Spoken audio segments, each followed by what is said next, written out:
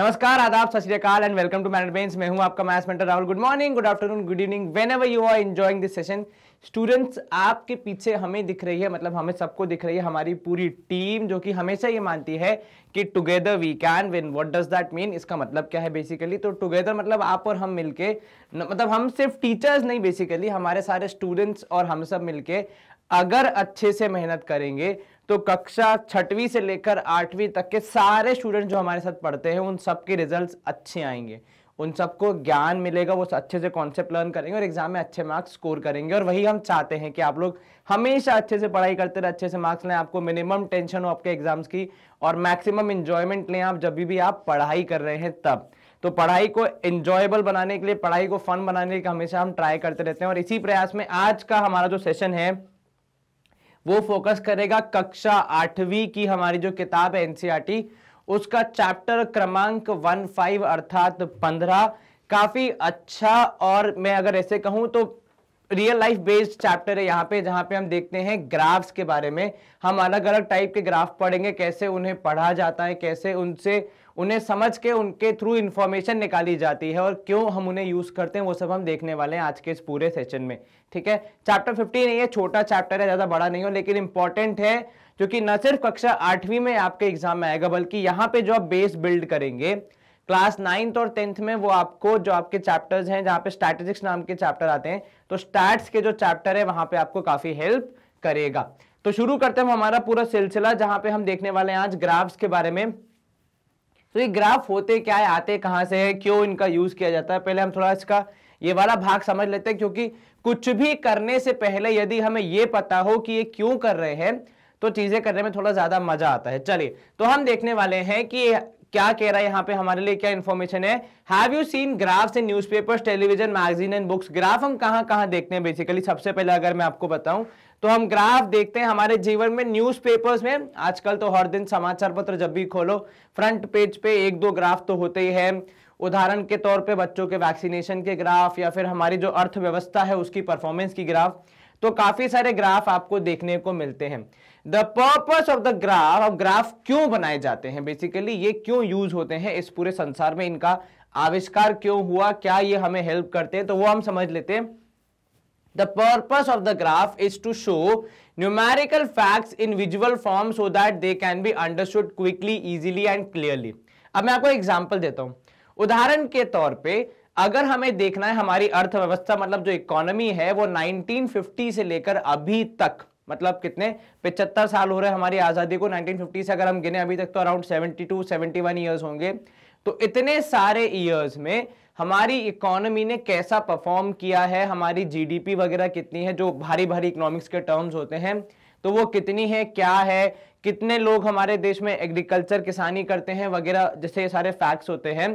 तो अगर आपको 70 साल का डेटा बताना है तो या तो आप एक टेबल बनाओ, भाई 1950 में भारत की जीडीपी इतनी थी, 1951 में इतनी थी, 2005 में इतनी थी।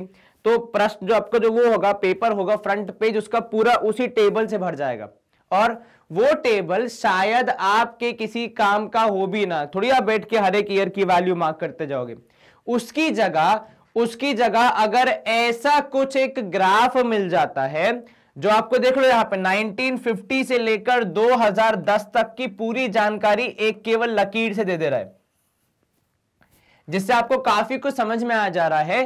तो उसने क्या किया, उसने बहुत सारे डेटा को एक ऐसे चित्र में बना के दे दिया जो कि हमारे लिए समझना आसान हो जाता है। यहां पे अगर आप इस चित्र को देख रहे हो उदाहरण के तौर पे, तो आप यहां पे समझ सकते हैं कि भैया देखो 1990 के थोड़ा पहले हमारे देश की जो समस्या थी वो थोड़ी विकट हो गई और हमारी अर्थव्यवस्था चरमरा गई। उसके बाद फिर हमने वापस उठ गए, हम वापस ग्रो हो गए, फिर वापस डाउनफॉल आ गया है। तो अगर आप नंबर्स देखते तो शायद आपको ये चीजें पता करने में काफी समय लग जाता। कहां से स्टार्ट करते, आपको 19 से 50 से देखना पड़ता, तब जाके कहीं 15-20 साल बाद एक डेटा मिलता। परंतु यहां पे उसी चीज को विजुअल फॉर्म में बता के काफी आसानी से आपका काम कर दिया गया है। अब देखो यहां पे जैसे क्या बोल रहा है वो कि न्यूज़पेपर एडवर्टाइजिंग रेवेन्यू, मतलब न्यूज़पेपर को कितना रेवेन्यू होता है, कितनी उसकी कमाई होती है। तो भाई देखो यहां पे क्या बोल रहा है कि 1950 के से पहले 1950 से लेकर 1990 तक या 70 80 90 तक काफी अच्छा रेवेन्यू हुआ, रोज न्यूज़पेपर्स को ज्यादा रेवेन्यू हो रहा था हर साल। परंतु उसके बाद एकदम से गिरावट आ गई। अब गिरावट क्यों आ गई? हो सकता है तब टीवी का आविष्कार हो गया हो कि भाई अब तो लोग टीवी में भी न्यूज दे सकते हैं, तो न्यूज़पेपर कौन खरीदेगा। तो भाई लोगों ने क्या किया, कुछ लोगों ने न्यूज़पेपर खरीदना बंद कर दिया, तो न्यूज़पेपर वालों की कमाई थोड़ी बंद हो गई। अब उसके बाद देख लो 2000 क्या बाद क्या हो रहा है, गिरते ही जा रहा है, क्योंकि अब भैया आप न्यूज़पेपर के अलावा टेलीविजन है, मोबाइल है, स्मार्टफोन है आपके पास, तो आप न्यूज को देखने के लिए हर बार न्यूज़पेपर पे ही नहीं भरोसा रखते हैं। आप न्यूज़पेपर की जगह पे आप टीवी में देख लेते हैं, यूट्यूब पे देख लेते हैं, तो आपको चीजें वहां से भी जानकारी प्राप्त हो जाती है। तो ये क्या बता रहा है हमें ये ग्राफ? यदि ये सिर्फ संख्या में दिया हुआ होता कि इस साल में इतना था, तो शायद इतनी आसानी से हमें समझ में नहीं आता, पर फिलहाल हम एक चित्र को देखकर ही हमारी पूरी कहानी बता सकते हैं। और ये किसकी वजह से हो रहा है? ये हो रहा है सिर्फ एक चीज की वजह से, जिसका नाम है ग्राफ। अगर ग्राफ नहीं होते तो शायद हमें ये पूरी कहानी इतनी आसानी से समझ नहीं आती। अगर मैं आपको उदाहरण दूं तो बेसिकली अगर क्या कहते हैं उसको, आपका जो एक्चुअल डेटा है, जो टेबल्स हैं, वो है आपकी पूरी बाहुबली की मूवी, मतलब बड़ी वाली एकदम 2-2.5 घंटे की, 3 घंटे की। तो जो ग्राफ होते हैं वो ट्रेलर होते हैं। आपको काफी कुछ जानकारी ट्रेलर देख के समझ में आ जाता है, अच्छा पिक्चर में ये हीरो है, ये कहानी है, थोड़ी बहुत ऐसा वैसा आप अनुमान लगा लेते, और फिर उस हिसाब से आपकी पिक्चर के प्रति एक्साइटमेंट होती है या फिर नहीं होती है। जैसे आपको अगर कोई बोले कि ये वाली पिक्चर देखनी है, तो आप पहले उसका ट्रेलर देखते हैं, अगर आपको ट्रेलर पसंद आया तो फिर आप आगे कहानी आगे जाते हैं पिक्चर देखने। तो वैसे ग्राफ क्या होते हैं? ग्राफ उस पूरी कहानी को एक ट्रेलर के रूप में आपको बता देते हैं। एक और एग्जाम्पल हो सकता है किसी भी मूवी का रिव्यू, जैसे आप देखते हैं कई बार मूवी का रिव्यू मिल जाता है आपको ऑनलाइन कि इस मूवी की कहानी क्या है, कैसी है, तो आप उस हिसाब से समझ जाते हैं कि अच्छा मूवी देखनी है कि नहीं देखनी है। आपने पूरी मूवी तो नहीं देखी, आपने केवल चंद 5-10 लाइनों को पढ़ा और आपको समझ में आ गया। तो ठीक उसी प्रकार से ग्राफ जो होते हैं पूरी कहानी नहीं बताते, लेकिन वो थोड़ी सी जगह में या फिर थोड़े से शब्दों में, तो एक छोटे से चित्र के माध्यम से आपको पूरी कहानी बतला देते हैं। चलिए हम कहां थे? हमने यहां तक क्लियरली तक पढ़ लिया था। Thus graphs are visual representation of data collected। तो ग्राफ क्या होते हैं? अगर कोई एकदम सरल भाषा में पूछे तो ग्राफ आर विजुअल, विजुअल का मतलब जो आप देख सकते हैं, समझ सकते हैं, ठीक है। Visual representation of the data collected, जो भी डेटा आपने कलेक्ट किया है उसका विजुअल रिप्रेजेंटेशन कौन करता है? ग्राफ करते हैं, ठीक है। Data can also be presented in the form of table. Obviously data को कैसे कलेक्ट किया जा सकता है, कैसे प्रेजेंट किया जा सकता है? टेबल के माध्यम से। हाउएवर, अब यहां पे आपको टेबल और ग्राफ के बीच का फर्क समझाना चाह रहा है यहां पे व्यक्ति। तो however a graphical representation is easier to understand. जैसा कि मैं आपसे बोल रहा था कि 70 साल का या 60 साल का डेटा टेबल में देखना, जिसमें बड़े बड़े फिगर्स, बड़ी बड़ी वैल्यूज होंगी, वो काफी मुश्किल हो सकता है। जबकि यहां पे एक चित्र के माध्यम से आप आसानी से समझ सकते हैं कि भैया क्या कहना चाह रहा है यहां पे बनाने वाला व्यक्ति या फिर जिसने भी डेटा कलेक्ट किया है वो व्यक्ति, ठीक है। तो आपको आसानी से चीजें समझ में आए, आपको जल्दी से चीजें समझ में आए, इसमें ग्राफ का काफी बड़ा किरदार होता है। चलिए, this is true in particular when there is a trend or comparison to be shown. ये कब अच्छा हो जाता है? जब आपको कोई ट्रेंड या कंपैरिजन बताना हो। अब ट्रेंड या कंपैरिजन से यहां पे क्या मतलब है? देखो, ट्रेंड का मतलब है कि भाई विगत कुछ सालों से क्या कहानी चल रही है। जैसे यहां पे अभी क्या ट्रेंड चल रहा है, इसको देख के आप क्या समझ में आएगा? इसको देख के आपको यह समझ में आएगा कि भाई 1980 1985 तक न्यूज़पेपर काफी ज्यादा बिके।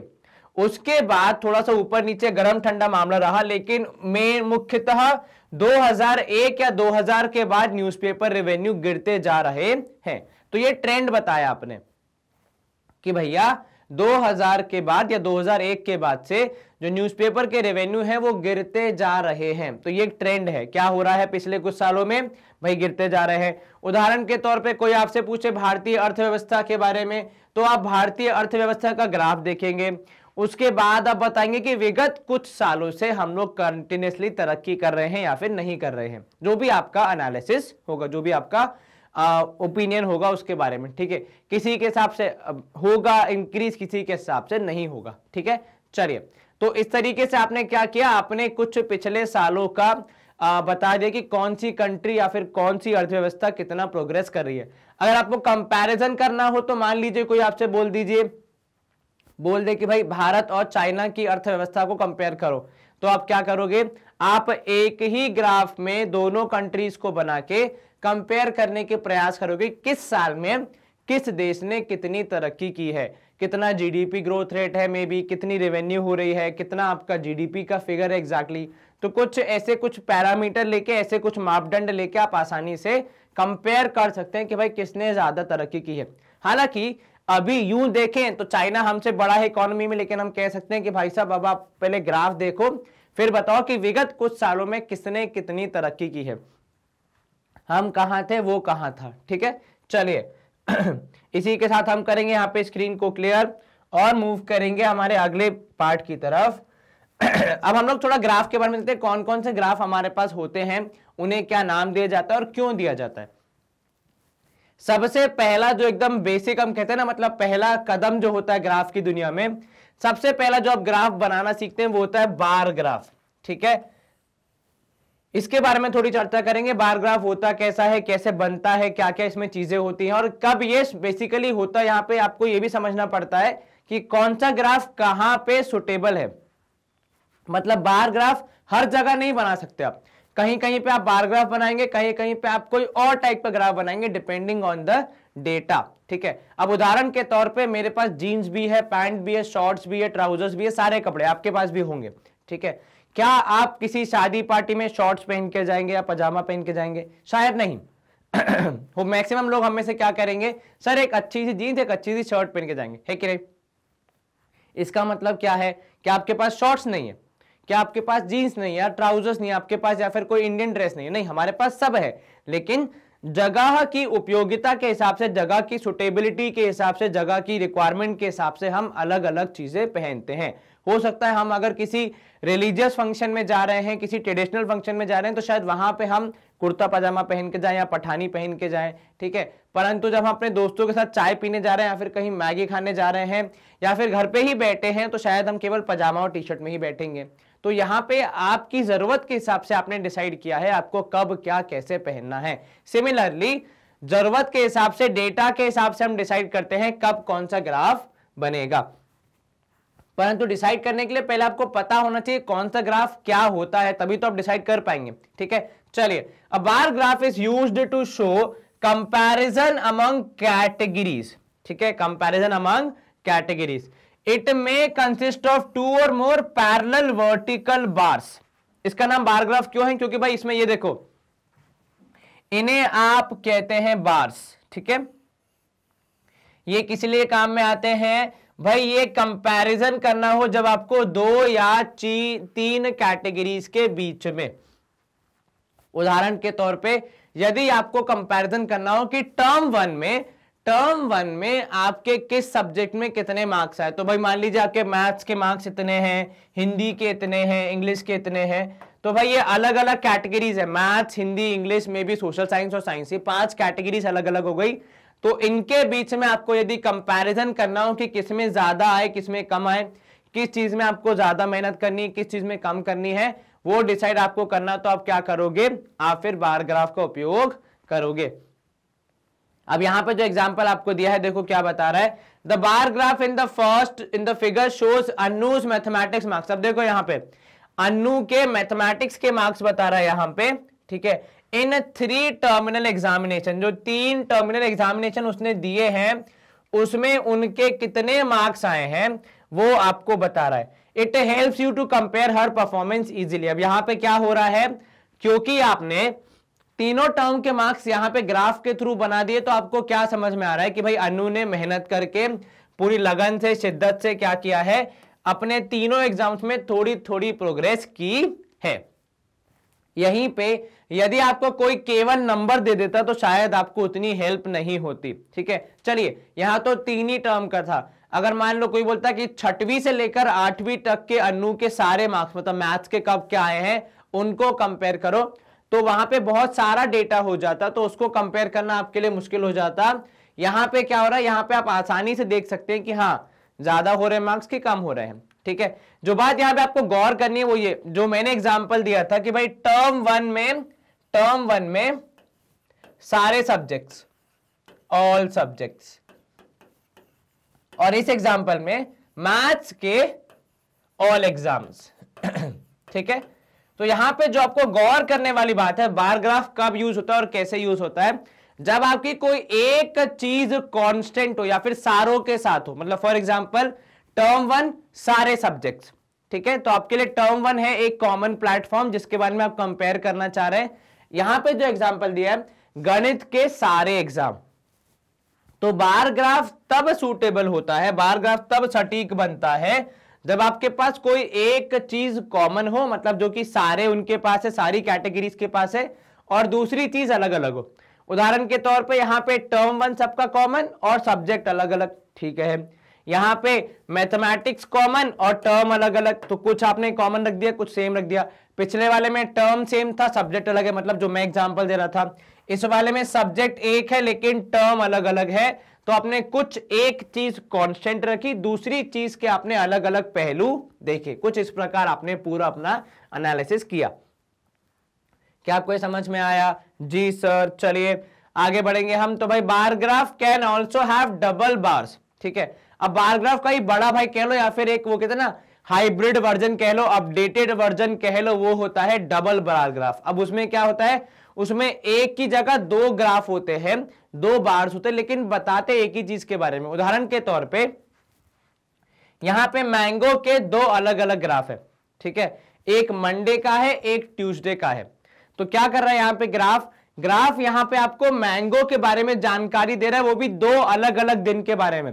अगर हम नॉर्मली बनाते तो हमें मंडे का अलग बनाना पड़ता, ट्यूसडे का अलग बनाना पड़ता, तो दिक्कत हो जाती। डबल डबल ग्राफ बनाओ, फिर अगर कंपेयर करना हो कि मंडे को ज्यादा हुए या ट्यूसडे को ज्यादा हुए तो दिक्कत हो जाती।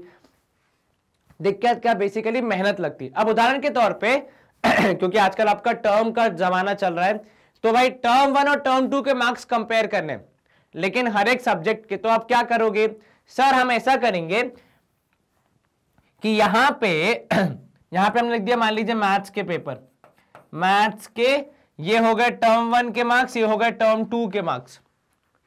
अगर हम नॉर्मली बनाते तो टर्म वन का एक अलग ग्राफ बनता, टर्म टू का अलग ग्राफ बनता, है कि नहीं। लेकिन हमें करना क्या है, हमें बेसिकली अगर ये देखना है कि टर्म वन और टर्म टू में हमें कंपेयर करके पता लगाना है कि किस टर्म में किस सब्जेक्ट में ज्यादा मार्क्स है, तो हम क्या करेंगे, तब वहां पे हम शायद डबल बार ग्राफ यूज करेंगे, क्योंकि वहां पे हम दो चीजें बता रहे हैं। क्या, एक तो हर एक सब्जेक्ट के हर एक टर्म में कितने मार्क्स है, और दूसरा किस टर्म में ज्यादा मार्क्स है किस टर्म में कम मार्क्स है। तो काफी सारी जानकारी हमें आसानी से एक ही ग्राफ के थ्रू मिल जाएगी, तो इसीलिए हम डबल बार ग्राफ का भी उपयोग करते हैं। जैसे यहां पे आपने ये भी बता दिया कि भाई किस दिन कितना सेल हो रहा है, और दोनों दिन के कंपैरिजन में किस दिन ज्यादा सेल है और किस दिन कम सेल है। तो ऐसे बहुत सारे ग्राफ आपको मिलते हैं, बस आपको चूज करना है किस चीज के लिए कौन सा ग्राफ सही रहेगा। अगर मान लो कोई आपको देता है दो डेटा, जैसे अगर मैंने आपको टर्म वन और टर्म टू के मार्क्स दे दिए और आपको एक ही ग्राफ में बनाना है, तो आप क्या करोगे, आप यहां पे लिख दोगे सब्जेक्ट्स, जैसे यहाँ पे मैथ्स लिख दिया, यहाँ पे इंग्लिश लिख दिया, यहाँ पे हिंदी लिख दिया, और यहाँ पे उन दोनों के ग्राफ बनेंगे। तो आप वहां पे आसानी से वो जानकारी बता पाओगे कि किस सब्जेक्ट में कितने मार्क्स आए और दोनों के कंपैरिजन में किस एग्जाम में आपने बेटर परफॉर्म किया था। भाई टर्म वन में ज्यादा मार्क्स थे कि टर्म टू में ज्यादा मार्क्स थे। ये कुछ एग्जाम्पल मैंने आपको बताए, बाकी तो आप जब हम सॉल्व करेंगे तो हमें बहुत सारे एग्जाम्पल्स मिलेंगे। बस यहाँ पे आपको समझना यह कि किस तरीके से किस ग्राफ को कहां अप्लाई किया जाता है, ठीक है। चलिए जैसे ये वाले ग्राफ की अगर चर्चा करें, तो this graph gives a comparative account of what, comparative account of sales in rupees of various fruits over 2 day period. भाई किस फ्रूट का ज्यादा सेल हुआ किसका कम हुआ, 2 दिन का कंपैरिजन करना है अगर आपको। तो पिछले वाले में हम 2 दिन का कंपैरिजन नहीं कर रहे थे, पिछले वाले में हम एक ही चीज की बात कर रहे थे, ठीक है। यहां पे 2 दिन की बात हो रही है, तो इसलिए आपने यहां पे कंपैरिजन करने के लिए डबल बार ग्राफ बनाया। चलिए, इसके बाद जो आता है वो है पाई ग्राफ। अब पाई ग्राफ क्या होता है, जिसको हम सर्कल ग्राफ भी बोलते हैं। ये बार ग्राफ से थोड़ा अलग होता है, क्योंकि ये ऐसे चक्र रूप का होता है। और इसको हम कब यूज करते हैं? A pie graph is use to compare parts of a whole. मतलब जब आपको पूरे में से भाई किसका कितना हिस्सा है वो आपको यदि देखना है, तो उस केस में बार ग्राफ की जगह हम पाई चार्ट का उपयोग करते हैं। भाई पाई चार्ट में क्या हो जाता है, पाई चार्ट में ये एडवांटेज हो जाता है कि भाई देखो, उदाहरण के तौर पे यदि आपने अपने बर्थडे पे आपको 500 रुपए मिले थे, आपने उसको कहां कहां खर्चा किया। मान लीजिए आपने यहाँ पे 200 रुपए खर्चा किए अपने दोस्तों को पार्टी देने में, ठीक है। 100 रुपए में आपने अपनी मम्मी के लिए मान लीजिए कुछ रिटर्न गिफ्ट लिया कि भाई मम्मी आपने मुझे जन्म दिया है तो ये आपका रिटर्न गिफ्ट है, कुछ इस प्रकार। मान लीजिए आपने 100 रुपए का कोई बुक्स खरीद लिए, या मान लो 80 रुपए की बुक्स खरीद ली। अब ये कितना हो गया, 2 और 1 3, 380। आपने बोला मैं 50 रुपए सेविंग्स करूंगा, ठीक है। कितना हो गया, 8 5 13, 150, 280, 380, 380 और 50, 430। 70 रुपए का आपने बोल दिया कि मैं 70 रुपए अपने हाथ से किसी जरूरतमंद को दे दूंगा, ठीक है, चैरिटी करूंगा। चलिए, तो यहां पे अगर आप कोई ग्राफ बनाते हैं तो वो आपको ऐसे बताएगा कि भाई इतने रुपए, 200 रुपए यहां खर्चा किए, 100 रुपए यहां खर्चा किए, 80 रुपए यहां खर्चा किए, 50 यहां पे, 70 यहां पे। तो क्या वो आपका मकसद पूरा करेगा? अगर आपकी माता जी पूछ रही हैं कि बेटा मैंने आपको, या बेटी मैंने आपको 500 रुपए दिए थे बर्थडे के, आपने कहाँ क्या खर्चा किया, तो आपको वो 500 रुपए के अलग अलग हिस्से बताने। तो जब आपको किसी चीज के हिस्से बताने तो आप क्या बताएंगे, आप क्या शो कर सकते हैं, पाईग्राफ यूज कर सकते हैं, क्योंकि यहां पे आप बेहतर तरीके से उस जानकारी को बता पाएंगे कि देखो मम्मी ये आपके पूरे 500 रुपए हो गए, इसमें से इतना हिस्सा गया दोस्तों को पार्टी देने में, इतना हिस्सा गया आपके लिए गिफ्ट लेने में, इतना हिस्सा गया चैरिटी में, इतने हिस्से मैंने बुक खरीदी, और अंतिम हिस्से से मैंने मान लीजिए कुछ और काम किया, ठीक है। तो कुछ इस प्रकार आप आसानी से अपनी कहानी बतला सकते हैं as compare to any other thing, ठीक है। The circle represents the whole, जैसे कि यहां पे लिखा है, देखो circle represents the whole figure is a pie graph. तो ये जो पूरा बना है यहां पे आपको दिख रहा है वो एक पाई चार्ट है, जिसमें अलग अलग चीज के अलग अलग हिस्से हैं। अब जैसे यहां पे it shows the percentage of viewers watching different type of TV channels. अब यहां पे जब आपको देखना है कि भाई कि व्यूअर्स क्या देख रहे हैं टीवी चैनल पे, ठीक है, तो भैया 50% लोग एंटरटेनमेंट देखते हैं, वो सास बहू वाले सीरियल देखते हैं, या फिर मान लीजिए कुछ DID वगैरह जो भी आता है वो देखते हैं। तो भाई जिसको जो पसंद आता है, कुछ लोग एंटरटेनमेंट देखते हैं, 25% लोग स्पोर्ट्स देखते हैं, प्रो कबड्डी, क्रिकेट या फिर एशेज वगैरह जो भी चल रहा है आजकल। न्यूज लोग देखते हैं कितने, 15% लोग, या अपने पापा लोग होंगे जिनको रोज रात को 9 बजे न्यूज देखनी होती है, चाहे कितना भी इंटरेस्टिंग मूवी का सीन चल रहा हो, क्लाइमैक्स चल रहा हो, कोई मतलब नहीं है। खासकर मेरे पिताजी तो कोई मतलब नहीं, कुछ भी चल रहा है वो आएंगे, रिमोट लेंगे, हमें न्यूज देखनी, 9 बज गए हैं, ठीक है। उनका फेवरेट रिपोर्टर जो भी होगा वो आने वाला है, तो अगर हमारे पिताजी नहीं देखेंगे तो न्यूज रिपोर्टर न्यूज डिलीवर नहीं करेगा, ऐसा कुछ हमारे घर में तो मसला हो जाता है। और 10% लोग इंफॉर्मेटिव देखते हैं, वो लोग कौन होते हैं, जिनको भैया रुचि होती है साइंस की या फिर एनिमल्स के बारे में देखने की, जिसको हम डिस्कवरी वगैरह पे देख सकते हैं। चलिए, बाकी विस्तृत जानकारी के लिए कृपया अपनी टीवी का चैनल रिमोट उठाएं, क्योंकि आप लोग अक्सर आजकल नहीं उठाते हैं, आजकल हम सब लोग सब चीज यूट्यूब पे ही देख लेते हैं। तो भाई यहाँ पे ऐसी बात है, ये जो डेटा है ना, ये यूं आप चाहें तो आसानी से बार ग्राफ में भी रिप्रेजेंट कर सकते हैं कि भाई देखो, मान लीजिए अगर 1000 लोग हैं तो भाई 500 लोग देखते हैं एंटरटेनमेंट, ठीक है। उसके बाद फिर 250 लोग देखते हैं स्पोर्ट्स, 15 लोग देखते हैं, 15% लोग देखते हैं न्यूज, और 10% देखते हैं इंफॉर्मेटिव। ठीक बात है, इसका बार ग्राफ भी बन सकता है, लेकिन कौन सा ज्यादा अट्रैक्टिव लगेगा, कौन सा ज्यादा अच्छे से कहानी बता पाएगा, ये आपको चूज करना होता है। जैसे यहां पे बार ग्राफ में कुछ आपको खास जानकारी नहीं मिल पाएगी, भैया इतने लोग देखते हैं न्यूज, इतने लोग देखते हैं एंटरटेनमेंट, परंतु यहां पे आप देख सकते हैं अच्छा आधी जनता सिर्फ एंटरटेनमेंट देख रही है। तो कल को अगर हमें एडवर्टाइजमेंट करनी हो हमारी कंपनी की मैग्नेट ब्रेन्स की, तो हम कहां करेंगे, एंटरटेनमेंट वाले चैनल पे, भैया वहां पे ज्यादा लोग देखते हैं, है कि नहीं। वहीं बार ग्राफ होता तो हमें क्या मालूम चलता कि भाई 1000 में से 500 लोग देखते हैं एंटरटेनमेंट, लेकिन हमें कंपैरिजन नहीं मिलता कि कौन से लोग कितना ज्यादा क्या देखते हैं। तो हम क्या करेंगे, अभी हम यहाँ पे क्लियरली देख पा रहे हैं कि आधे लोग देखते हैं एंटरटेनमेंट और 25% देखते हैं स्पोर्ट्स। तो अगर कहीं पे किसी को एडवर्टाइजमेंट देनी है तो या तो इधर पे दो या फिर इधर पे दो, काफी ज्यादा फायदा होगा। ठीक है, कुछ इस प्रकार की कहानी आपको जब बतानी होती है तब बार ग्राफ से बेटर लगते हैं आपको पाई चार्ट, क्योंकि आपको पूरे समीकरण की हिस्सेदार कहानी बता देते हैं। जबकि बार ग्राफ में आपको केवल यह पता चलता है कौन कितने लेवल पे है। ठीक है, किसने कितने हिस्सा लिया है। मतलब उदाहरण के तौर पे भाई टीवी चैनल में एंटरटेनमेंट कितने लोग देख रहे हैं, 500 लोग देख रहे हैं, बस इतनी जानकारी मिलेगी। यहां पे क्या मिल रहा है कि भैया आधे लोग ये देखते हैं, कितनी किसकी हिस्सेदारी है वो आपको बेटर पता चल जाती है। वहां पे फिर आपको कैलकुलेट करना पड़ता है, यहां आपको उतनी मेहनत नहीं करनी पड़ेगी, एक चित्र ही आपको पूरी कहानी बता देगा। चलिए स्क्रीन हमने कर दी है क्लियर। अब हम मूव करते हैं हमारे अगले कॉन्सेप्ट की तरफ। अब अगला कॉन्सेप्ट है हमारा एक बहुत ही इंपॉर्टेंट चीज जिसके बारे में हम पता कर रहे हैं, वो है हिस्टोग्राम। ये है भाई हमारे बार ग्राफ का थोड़ा दूर का रिश्तेदार, तो थोड़ा अलग होता है लेकिन काफी ज्यादा अच्छा होता है, काफी ज्यादा इंफॉर्मेटिव होता है। इसके बारे में क्या कहानी है इसकी, क्यों हम ऐसे अलग से ट्रीट करते हैं, क्यों इसका एक अलग से नाम दिया गया है। तो भाई अ histogram is a bar graph that shows data in intervals. ठीक है, now it has adjacent bars over the intervals. यहां पे आपको एक चित्र दिख रहा होगा, ठीक है, जिसमें आप यदि देख पाए तो भाई 40 से 45 एक आपकी बार दिख रही है, उसी से कनेक्टेड, उसी से जुड़ी हुई है 45 से 50 वाली बिल्डिंग। उसी के थोड़ा आगे है 50 से 55 वाली बिल्डिंग, एकदम कनेक्टेड। 55 से 60, 60 से 65 और फिर 65 70 में कुछ नहीं है। ठीक है, अब ये और जो बार ग्राफ हमने कुछ दूर पहले देखा था, कुछ समय पहले देखा था, उसमें और इसमें जो एक मेजर फर्क जो आपको चित्र से ही समझ में आ रहा है वो ये है कि भैया बार ग्राफ में दो बार्स के बीच में गैप रहता है, लेकिन यहां पे हम देख पा रहे हैं कि यहां पे सारे बार्स एक दूसरे से कनेक्टेड हैं, जुड़े हुए हैं।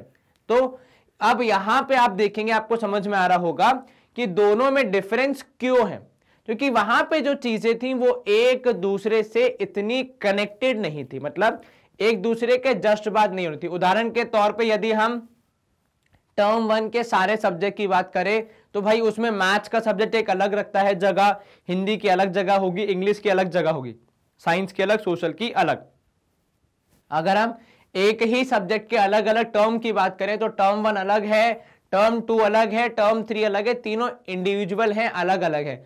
परंतु यदि आपको ऐसी कुछ जानकारी देनी है कि भाई वेट के बारे में बताना है, अब वेट का कैसा है सर, या तो किसी का वेट 40 से 45 के बीच में होगा या 45 से 50 के बीच में होगा। अब आप ऐसा तो नहीं कर सकते कि भाई 40 से 45 के बाद फिर आपने बोल दिया कि भाई 50 से 55 वाले वेट दो, क्यों भाई बीच वाले लोग कहां जाएंगे, सबका वेट कुछ भी हो सकता है।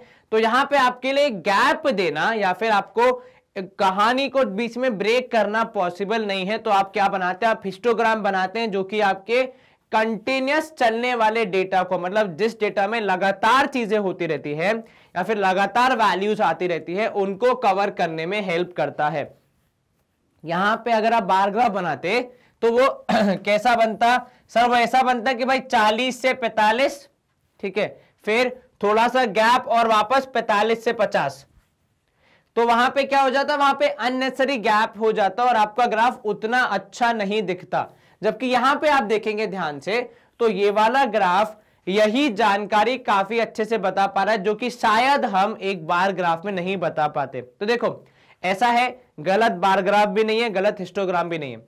आप इस डेटा को बार ग्राफ के थ्रू भी बना सकते हैं, पर क्या वह देखने में अच्छा लगेगा, क्या वह वही कहानी बता पाएगा उसी अफेक्टिवनेस से, उसी रिजल्ट के साथ जो कि यहां पे हिस्टोग्राम बता पा रहा है। तो हिस्टोग्राम यहां पे बेटर है क्योंकि यहां पे आपको गैप नहीं देखने को मिल रहे हैं। जैसा आपका डेटा है कि जो कंटिन्यूस चलते जा रहा है, लगातार आगे बढ़ते जा रहा है, वैसे ही आपका ग्राफ है भाई 40 से 45, उसके जस्ट बाद 45 से 50, जस्ट बाद 50 से 55, कुछ इस प्रकार पूरी कहानी चलते जा रही है सिलसिलेवार तरीके से। ठीक है, अब यहां पे देखो देयर आर नो गैप, जैसा कि यहां पे लिखा है there are no gap between bars because there are no gaps between the intervals. अब यहां पे आपने गैप नहीं दिया है, जब यहां पे आपने गैप नहीं दिया है तो ग्राफ में गैप देने का कोई तात्पर्य नहीं बनता है। ग्राफ में गैप देना गलत हो जाएगा, मतलब वो ऐसा हो जाएगा कि शायद उतना अच्छा ना दिखे। मैं आपको अगर एग्जांपल दूं तो अगर इसको मैं बार ग्राफ के थ्रू बनाऊं तो भाई पहले बनेगा 40 से 45, फिर गैप देके वापस 45 से 50, फिर गैप देके 50 से 55। तो भाई इंसान सोचेगा कि जब यहां पे 45 लिखा है तो वापस 45 से क्यों शुरू हो रहा है, कहीं कुछ गड़बड़ तो नहीं है। और पहला 45 क्या खराब है क्या, ऐसा तो है नहीं। क्या पहले 45 के 4 के कुछ पैर में लग गई जो वो चल नहीं सकता उसको दोबारा लिखा है, नहीं। तो यहां पे क्या हो जाएगा, आपका एक्सिस चीजें बनेंगी जो शायद दिखने में उतनी ज्यादा विजुअली अट्रैक्टिव और विजुअली क्या कहें उसको, मतलब कहानी को बतलाने वाली नहीं दिखाई देंगी। परंतु यहां पे जैसे ही आपने बार ग्राफ बनाया तो वो उसकी जगह पे हिस्टोग्राम बनाया तो वो उसी कहानी को काफी अट्रैक्टिव वे में और काफी इजी टू अंडरस्टैंड बना दे कि हाँ भैया 40 से 45 में इतने हैं, 45 से 50 में इतने हैं, 50 से 55 में इतने हैं, ना गैप छूट रहा है ना कुछ और हो रहा है। ठीक है, चलिए अब यहां पे इन द फिगर जो यहां पे आपको दिख रहा है, एक चीज जो आपको गौर करने लायक है वो ये कि यहां पे कि ऐसा वो बना दिया, जिगजैग सा बना दिया। अब ये जिगजैग क्या है, इसको गणित में कहा जाता है जैग्ड लाइन। ठीक है, जैग्ड लाइन क्यों बनाई जाती है, अब अगर आपको नंबर्स आते हैं, क्योंकि हम सबने बचपन में पढ़े हैं शून्य के बाद क्या आना चाहिए, सर शून्य के बाद या तो 1 आना चाहिए या फिर अगर आप एक फिक्स गैप ढूंढ रहे हैं तो 10 आना चाहिए। ठीक है, या 5, भाई शून्य के बाद 5, 5 के बाद 10, एक कहानी चलेगी।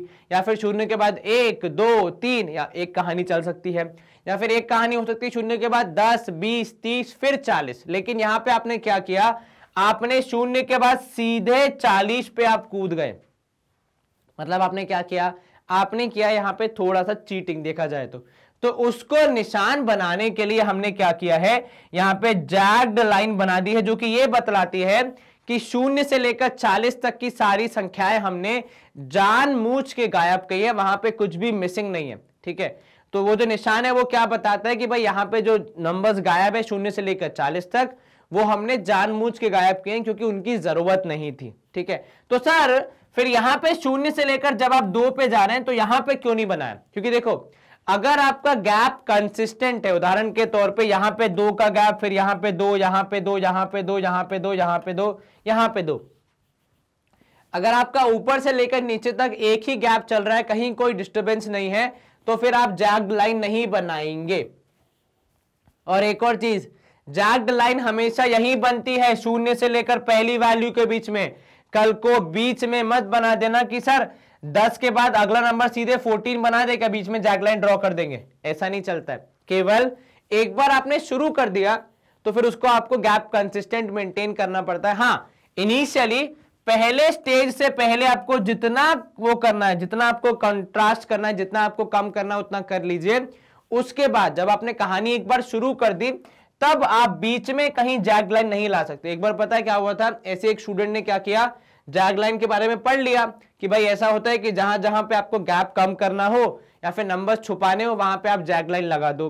तो उन्होंने क्या किया महाशय ने, क्योंकि एक डेटा था 500 दूसरा था 600 मार्क करने के लिए, तो उन्होंने 500 के बाद सीधा 600 बना दिया और बीच में जैग्ड लाइन बना दी, भाई आलस्य को बताने के लिए कि सर देखो यहाँ पे कौन लिखेगा 510, 520, 530, सीधा 600 बना देते हैं। ठीक है, जबकि नीचे उन्होंने 10-10 का गैप दिया था।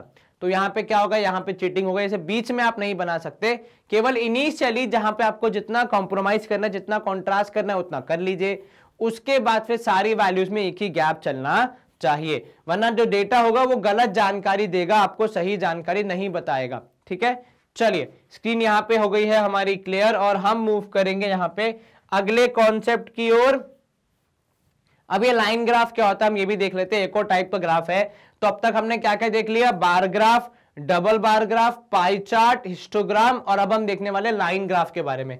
A line graph displace data that changes continuously over a period of time. जैसा कि हमने सबसे पहला चित्र देखा था, कौन सा वाला, वो जो न्यूज़पेपर रेवेन्यू था वो वाला, या फिर जो मैंने एग्जांपल दिया अर्थव्यवस्था वाला, या फिर जो आप आजकल न्यूज़पेपर में देखते हैं अलग अलग चीजों के बारे में, अर्थव्यवस्था के बारे में, वैक्सीनेशन के बारे में, तो वो वाले ग्राफ जो आपको एक किसी समय के पूरे समय के साथ साथ कितना चेंज आ रहा है वो बताते हैं, उनके लिए आप क्या यूज करते हो, लाइन ग्राफ यूज करते हो। जैसे वहां पे आपने यूज किया लाइन ग्राफ कि भाई 1950 से लेकर 2012 तक इतने सारे समय तक क्या डेटा या फिर क्या आपका चेंज रहा है, कैसे आपकी कहानी रही है, वो बतलाने के लिए आपने क्या यूज किया, लाइन ग्राफ यूज किया। तो वो किसका एग्जाम्पल था, वो लाइन ग्राफ का एग्जाम्पल था। ठीक है, when Renu fail sick her doctor maintained a record of her body temperature. जो रेनू जी है उनकी तबीयत खराब हो गई, उन्हें क्या मान लीजिए फीवर आ गया है, तो डॉक्टर ने क्या बोला, डॉक्टर ने उनका जो बॉडी टेम्परेचर है उसको रिकॉर्ड किया हर घंटे में। ठीक है, taken every 4 hours. It was in the form of the graph, we can call this a time temperature graph. यदि आप इसको एक ग्राफ का रूप देते हैं, उदाहरण के तौर पे आपने कहानी शुरू की कि भाई 6 बजे कितना है, 10 बजे कितना है, उसके बाद 2 बजे कितना है और 6 बजे कितना है वापस शाम को। ठीक है, तो मान लीजिए जैसे 6 बजे है 37 यहां पे कहीं आ रहा है, मान लीजिए उदाहरण के तौर पे 10 बजे है 40 तो यहां पे कहीं आ रहा है, 2 बजे है 38 थोड़ा नीचे हो गया, फिर शाम को 6 बजे 35 हो गया। तो इनको जब आप ड्रॉ करेंगे और ऐसे कनेक्ट करेंगे तो ये एक लाइन ग्राफ का रूप ले सकता है। ये क्या बता रहा है कि भाई सुबह के 10 बजे तापमान चढ़ गया था, बुखार चढ़ गया था, उसके बाद धीरे धीरे वो सामान्य हो रही है, उनका बुखार कम हो रहा है। वहीं आप अगर इसको केवल नंबर्स के रूप में दिखाते तो शायद उतने आसानी से नहीं पता चलता, डॉक्टर को हर एक नंबर को चेक करना पड़ता, अच्छा पहले क्या था अब क्या हो गया। यहाँ पे एक ही चित्र में पूरी कहानी पता चल गई, बस आपने एक क्षण देखा, एक पल देखा और आपने बता दिया अच्छा 10 बजे बुखार चढ़ा था, हाँ फिर दवाई खा ली होगी, नाश्ता खा लिया होगा तो बुखार उतर गया होगा, कुछ इस प्रकार मान लीजिए। ठीक है, मैं डॉक्टर नहीं हूं पर मैं आपको बता रहा हूं क्या हुआ होगा। जैसे यहाँ पे आप देखिए क्या किया, अब थोड़ा और आपको डिटेल में समझा रहे हैं हम लोग किस तरीके से ये चलता है, लाइन ग्राफ कैसे बनाते हैं, क्या करते हैं। The horizontal line usually called the x axis, तो यहां पे ये है आपकी एक्स एक्सिस। ठीक है, चलिए, और shows the timing eight which the temperatures were recorded, अलग अलग समय पे कब कितना टेम्परेचर था उसको रिकॉर्ड करने के लिए हमने एक्स एक्सिस पे क्या लिखा, टाइम लिखा। तो यहां पे किन दो चीजों को हम पढ़ रहे हैं, हम पढ़ रहे हैं समय और तापमान को। ठीक है, तो हमने टाइम को लिखा एक्स पे और टेम्परेचर को लिखा हमने वाई पे कि भाई कितना टेम्परेचर था। ठीक है, चलिए, what all does this graph tell you, ये ग्राफ आपको क्या बता रहा है, तो ग्राफ आपको ये बता रहा है कि भाई देखिए यहां पे जैसे जैसे समय बढ़ा तो भाई 10 बजे पहले बुखार चढ़ गया, फिर हो सकता है उन्होंने दवाई खा ली होगी तो बुखार उतर गया होगा। तो ये 12 घंटे की पूरी साइकिल बता रहा है, ऐसे पूरे दिन की मिल सकती है, हो सकता है एक हफ्ते की मिले depending on the requirement. For example you can see the pattern of temperature, ठीक है, more at 10 AM and then decreasing till 6 PM। तो डॉक्टर क्या बोलेगा कि सुबह 10 बजे बुखार चढ़ गया था, उसके बाद से उतरता जा रहा है, मतलब अब स्थिति थोड़ी सामान्य हो रही है। ठीक है, notice that the temperature increased by 3 degree and during the period 6 to 10। अब ये भी आप देख सकते हैं यहां पे केवल चित्र के द्वारा कि 6 से लेकर 10 बजे तक कितना हुआ, तो भाई पहले 37 था अब 40 हो गया, तो 3 डिग्री बढ़ गया। तो अगर डॉक्टर को चेक करना, डॉक्टर क्या बोलेगा कि 4 घंटे में तापमान 3 डिग्री बढ़ गया, मतलब सुबह का टाइम क्रूशियल है, आपको पेशेंट का सुबह ध्यान रखना है कि सुबह उनको बुखार ना चढ़े, और अगर चढ़ रहा है तो सही से हम ट्रीटमेंट कर सके। ठीक है, there was no recording of temperature at 8 AM, however the graph suggested it was more than 37। देखो अब यहां पे क्या कह रहा है वो, यदि डॉक्टर ये जानना चाह रहा है कि 8 बजे कितना तापमान था, भाई 6 बजे का आपको पता है, 10 बजे का आपको पता है, आपको 8 बजे के बारे में जानकारी नहीं है, फिर भी आप अनुमान लगा पा रहे हैं इसकी मदद से। कैसे, भाई 6 और 10 के बीच में यहां पे आ जाएगा 8, तो भाई हमारा अनुमान कह रहा है कि लगभग 38.5 डिग्री होगा, 38.5 डिग्री। ये हम पता कैसे लगा पाए, ये अनुमान हम कैसे लगा पाए, ग्राफ की मदद से। अगर ग्राफ नहीं होते, हमारे पास सिर्फ नंबर होते, तो हम क्या बोलते हैं, हमें क्या पता, भाई हमें 6 बजे का पता है, 10 बजे का पता है, बीच की वैल्यू हम नहीं बता सकते, परंतु ग्राफ की मदद से हम थोड़ी बहुत जानकारी तो जुटा सकते हैं। तो डॉक्टर क्या बोलेगा कि भैया कल के दिन के लिए एक बार 8 बजे चेक करना कितना तापमान है, यदि वो 38 के नीचे है तो मतलब ठीक है, थोड़ा बहुत तो चलते रहेगा, पर यदि वो 38 के ऊपर जा रहा है मतलब कुछ ना कुछ गड़बड़ है। ठीक है, और एक चीज जो आपको यहाँ पे ध्यान रखनी है वो देखिए, यहाँ पे जैक्ड लाइन कहां बनी है, वाई एक्सिस पे बनी है। क्यों, क्योंकि सर शून्य के बाद सीधे 32 पे कूद गए हैं आप, शून्य के बाद सीधे 32 पे घूम गए हैं, 30 पे घूम गए हैं। उसके बाद फिर आप कंसिस्टेंटली 2-2 से बढ़ रहा है भाई, 20 के बाद 32, 34, 36, 38, 40, 42। तो उस हिसाब से देखा जाए यदि आपको 2 का गैप ही मेंटेन करना था तो शून्य के बाद आना क्या चाहिए था, 2 आना चाहिए था, क्योंकि आप 2 का गैप मेंटेन करना चाह रहे हैं। परंतु आपने 2, 4, 6, 8, 10, 12, 14, 16, 18, 20, 24, 26, 28 सबको हटा दिया, सबको गायब कर दिया विचारों को। तो आपको एक निशान लगाना पड़ेगा कि भाई यहां पे हमने थोड़ी सी चीटिंग की है कि ये 30 के नीचे वाले सारे नंबर्स हमने गायब कर दिए। हालांकि एक्स एक्सिस पे क्योंकि समय है तो भाई समय जितना जरूरत था उतना ही आपने ड्रॉ किया, तो वहां पे आपको कुछ भी जैग लाइन बनाने की जरूरत नहीं है कि शून्य से सीधा 6 पे कूद गए, ऐसी कोई दिक्कत नहीं है। आप यहां पे शून्य से शुरू कर सकते हैं, यहां पे जैग लाइन की जरूरत नहीं है। बनाया कैसे होगा इसको, तो पहले एक्स एक्सिस पे लिखा टाइम, वाई एक्सिस पे लिखा टेम्परेचर, उसके बाद आपने क्या किया, each piece of data is shown by a point on the square grid. ये जो आपके सामने जो स्क्वायर शीट दिख रही है इसको आप क्या बोलते हैं, इसको आप बोलते हैं स्क्वायर ग्रिड। यहां पे हर एक जो भी डेटा था भाई, 6 बजे कितना तापमान है, 10 बजे कितना तापमान है, दोपहर के 2 बजे कितना है, शाम के 6 बजे कितना है, उन सबको आपने बनाया, उन सबको आपने शो किया, ईच पीस को आपने शो किया किस तरीके से, एक पॉइंट के रूप में। भाई ये पॉइंट एक कहानी बोल रहा है, ये पॉइंट दूसरी, ये तीसरी, ये चौथी, तो चारों कहानी आपने एक ही पॉइंट पे बना दी। फिर इनको ज्वाइन करके आपने एक लाइन ग्राफ बनाया जो आपको पूरी कहानी समझा रहा है एक चित्र के माध्यम से। कहां, वो टेबल था जहां पे अलग अलग नंबर्स थे, आप शायद कंपैरिजन नहीं कर पाते, यहां पे एक लाइन ग्राफ के थ्रू आप आसानी से वही कहानी बता पा रहे। मच मोर अट्रैक्टिव और बहुत ज्यादा अफेक्टिव हो जाता है, ये काफी ज्यादा दिखने में भी अच्छा है और कहानी भी काफी हद तक काफी बेहतर तरीके से बता पा रहा है। चलिए यहां पे हम करेंगे स्क्रीन को क्लियर और मूव करेंगे अगले पार्ट की तरफ। अब यहां पे हमारे पास एग्जांपल है, देखते हैं एग्जांपल में क्या पूछ रहा है। The given graph represent the total run scored by 2 batsman A and B, ठीक है, during the each of 10 different matches in 2007। 2 cricketer है मान लीजिए, ठीक है, उन्होंने कितने रन बनाए, ठीक है, पूरे 2007 के 10 अलग मैचों में, ये कहानी आपको ये ग्राफ बता रहा है, ठीक है। अब भाई मान लीजिए एक दोनों बैट्समैन लगभग तो ऑलमोस्ट बराबर रन ही बनाए हैं, ठीक है, लेकिन दोनों का ग्राफ पढ़ के हमें समझ में आएगा भाई कौन सा बैट्समैन ज्यादा अच्छा या कौन सा बैट्समैन ज्यादा सही है हमारी टीम के लिए, ठीक है। अब देखो यहां पे आपसे क्या सवाल पूछ रहा है, सबसे पहला What information is given on the 2 axis, ठीक है, दोनों एक्सिस पे, दोनों कौन सी एक्सिस, एक होती है हमारी y, दूसरी होती है x, दोनों एक्सिस पे क्या जानकारी दी गई आपको बताना है। देखो वहां पे लिखा हुआ, बस आपको लिख के बताना है।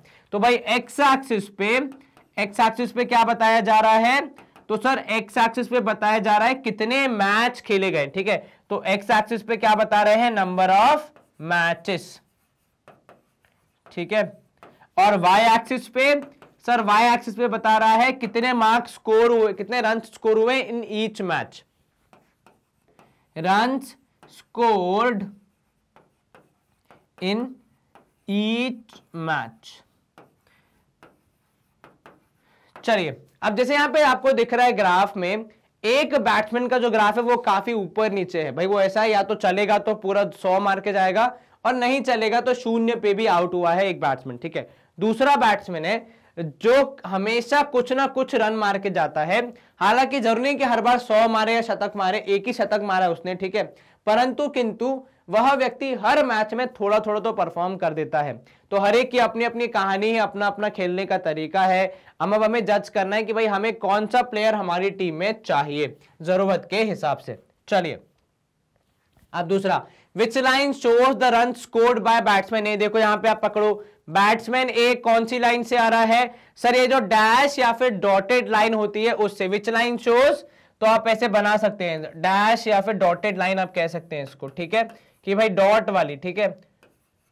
आप एक चाहे तो ऐसे बॉक्स में भी बना सकते हैं कि इस टाइप की लाइन है, ठीक है, कुछ इस प्रकार की। ये वाली लाइन जो है वो बैट्समैन ए की है, जो बिल्कुल स्ट्रेट सीधी लाइन है वो बैट्समैन बी की है, ठीक है। चलिए स्क्रीन क्लियर और हम देख लेंगे अगला प्रश्न क्या है हमारा। Were the run scored bye them same in any match in 2007, if so in which match. क्या इन 10 मैचों में से कोई एक मैच भी ऐसा था जहां पे दोनों ने बराबर रन बनाए थे, ठीक है। तो आपको वो जगह ढूंढनी है जहां पे दोनों ग्राफ बराबर हों, ठीक है। अब देखो अगर आप यहां पे, तो यहां पे दोनों ग्राफ मिल रहे हैं, तो क्या ये हम पॉइंट कंसीडर करेंगे? नहीं सर, यहां पे तो मैच की बात ही नहीं हो रही है। उस मैच में तो पहले व्यक्ति ने बनाए हैं 20 रन, दूसरे ने बनाए हैं 60 रन, बराबर कैसे हो गए? तो आपको वो पॉइंट ढूंढना है जहां पे दोनों ग्राफ का पॉइंट कॉमन हो। उदाहरण के तौर पे ये यहां पे दोनों ग्राफ का पॉइंट कॉमन है, ठीक है। बाकी सारी जगहों पे दोनों ग्राफ अलग अलग चल रहे हैं। तो मतलब भाई कौन से मैच में? चौथे मैच में। तो आप क्या लिखोगे? यस, पहले were the run scored bye them in any match same, तो आप क्या लिखोगे? Yes in fourth match, yes in fourth match. आपने कैसे पता किया? आपने देखा दो किस मैच में कितना स्कोर है, तो भाई पहले मैच में उसका स्कोर है 60, इसका है 20। दूसरे मैच में भाई साहब ने शतक मार दिया, 110 रन मार दिए, इन्होंने भाई साहब ने कितने मारे? 40 मारे। तीसरे मैच में इन्होंने 50 मारी, ये 0 पे आउट हो गए। चौथे मैच में दोनों इंटरसेक्ट कर रहे हैं एक पॉइंट पे, दोनों ने 60 ही रन मारे हैं, पहले बैट्समैन ने भी दूसरे ने भी, ठीक है। In fourth match both the batsman, क्या लिखोगे आप? बोथ द बैट्समैन स्कोर्ड कितने रन? स्कोर्ड 60 रन ईच, है ना? ऐसे लिखेंगे हम।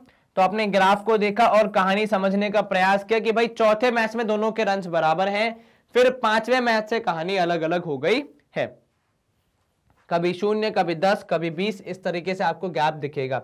चलिए चौथा सवाल, among the two batsman who is steadier, how do you जज इट? अब स्टेडियर का मतलब क्या होता है? कौन ज्यादा कंसिस्टेंट है, ठीक है। यहां पे आपको यह बताना, भाई एक खिलाड़ी है जो कभी शतक मारता है, कभी अगले मैच में 0 पे आउट हो जाता है। दूसरा खिलाड़ी है जो अगर जा रहा है तो आप देखेंगे कि भाई कम से कम 40 रन तो मार के आ रहा है, उसके नीचे तो उसने मारे ही नहीं है किसी मैच में। तो ये क्या हो गया? तो एक प्लेयर ऐसा होगा कि भाई आएगा, मारेगा, जाएगा, भरोसा नहीं है, कभी 100 भी मार दे, कभी 0 भी मार दे, ठीक है। जैसे वो सहवाग साहब वाली कहानी हो गई कि अगर मारेंगे तो इतना मारेंगे कि बॉलर परेशान, नहीं तो कभी कभी जल्दी भी आउट हो जाते हैं, वो उनके खेलने का तरीका है। परंतु जो दूसरा बैट्समैन है वो मे भी सचिन टाइप का है कि भाई अगर ये खेल रहे हैं आज तो मतलब पक्का 40 रन 50 रन तो मार के ही जाएंगे। तो एक है आपका, ऐसा नहीं कोई एक बल्लेबाज महान है दूसरा महान नहीं, दोनों ही महान है, दोनों का अपना अपना खेलने का तरीका है। परंतु यहां पे कौन ज्यादा स्टेडियर है, भाई किसके मुकाबले में आप बोलोगे कि हाँ ये इंसान है तो मतलब अपनी टीम जीत सकती है, वैसा वाला हिसाब अगर हम माने तो भाई हु स्टेडियर? मेरे हिसाब से तो भाई बैट्समैन बी जो है वो काफी स्टेडियर है, काफी स्टेडी है, काफी आराम से सोच समझ के अपनी बैटिंग करता है, हर मैच में कम से कम 40-50 रन तो बना के ही आता है। एक भी मैच ऐसा नहीं है जहां पे उस बल्लेबाज ने 40 से कम रन मारे हो। हालांकि दूसरे बल्लेबाज ने भी अच्छी पारियां खेली है, भाई उसने कहीं 100 मारा है, कहीं 90 मारा है, कहीं 80 मारा है, लेकिन यहां पे भाई साहब ने हर मैच में 40 से ज्यादा रन मारे हैं, ठीक है। हाउ डू यू जज इट? आपने कैसे जज किया उसको? आपने एनालिसिस किया, या आपने किसका एनालिसिस किया? आपने ग्राफ का एनालिसिस किया। तो analysis of the two line graph, of the line graphs, आपने कंपेयर किया कि जो पहला बैट्समैन है वो हर मैच में नहीं चलता, उसका ग्राफ काफी ऊपर नीचे रहता है। हो सकता है जब आप इनको टोटल करेंगे कि भाई कौन कितने रन मारेगा, तो हो सकता है शायद बैट्समैन ने ज्यादा रन मारे हो, लेकिन स्टेडी कौन ज्यादा है, ऐसा बल्लेबाज जो हर मैच में कंसिस्टेंटली परफॉर्म करके आता है, तो वो कौन सा है? वो है भैया आपका बैट्समैन बी, ठीक है। चलिए दोनों की अपनी अपनी कहानी, अपना अपना खेलने का तरीका। अब हमको एक्सपर्ट तो है नहीं जो हम यहाँ पे कमेंट्री करें, हम केवल अपना सवाल सॉल्व करेंगे। तो हमारे हिसाब से कौन है भाई ज्यादा स्टेडियर? बी बैट्समैन है, क्योंकि वो हर मैच में लगभग कुछ तो रन मार के आता, 40-50, कुछ नहीं तो। चलिए स्क्रीन क्लियर, अगला प्रश्न देख लेते हैं। एग्जाम्पल 2 आ गया यहाँ पे हमारे पास। The given graph describes the distance of a car from a city P at different times when it is travelling from city P to Q, ठीक है। अब यहां पे क्या हो रहा है भाई, एक व्यक्ति है, एक गाड़ी है जो शहर पी से शहर क्यू तक जा रही है, ठीक है, और वो आपको बता रहा है कि भाई वो कौन कितना दूर है। तो भाई पी और क्यू के बीच का डिस्टेंस है कितना? 350 किलोमीटर। और ये ग्राफ आपको बता रहा है कि कितने बजे गाड़ी पी से कितनी आगे निकल गई। मतलब कितना दूर है वो पी से। भाई 8 बजे गाड़ी पी शहर के अंदर है तो वो 0 किलोमीटर है। 9 बजे उन्होंने 1 घंटा गाड़ी चला ली तो वो पी शहर से 50 किलोमीटर आगे आ गए, ठीक है। और पी से आगे क्यों आ गए, क्योंकि उन्हें पी से क्यों जाना है, तो पी से बाहर निकलना पड़ेगा ना। तो पी शहर से कितना दूर आ गए, डिस्टेंस कितना हो गया पी शहर से 50 किलोमीटर। ऐसे ही 10 बजे कितना हो गया भाई, 10 बजे 150 किलोमीटर, 11 बजे 200 किलोमीटर, 12 बजे भी 200 किलोमीटर। मतलब आप आगे नहीं बढ़े, शायद हो सकता है यहाँ पे 1 घंटा ब्रेक ले लिया होगा चाय पानी नाश्ता करने के लिए। चलिए वो तो मुझसे पूछना पड़ेगा। अब देखें यहाँ पे क्या बोल रहा है पहला सवाल, what information is given on two axis, किस एक्सिस पे क्या बताया है। तो भाई एक्स एक्सिस पे वो क्या बता रहा है, टाइम, ठीक है। टाइम ऑफ ट्रैवल लिख सकते हैं आप, या केवल टाइम भी लिख सकते हैं, कोई दिक्कत नहीं है। वाई एक्सिस पे क्या बता रहा है वो, सर वाई एक्सिस की जो कहानी है वो बता रहा है भाई कितना डिस्टेंस है, ठीक है। तो वाई एक्सिस पे डिस्टेंस, एक्स एक्सिस पे टाइम, ठीक है। डिस्टेंस ट्रैवल्ड आप लिख सकते हो, डिस्टेंस ट्रैवल्ड, ठीक है, फ्रॉम पी, पी से कितना दूर आप आ गए हैं ये आपको बता रहा है।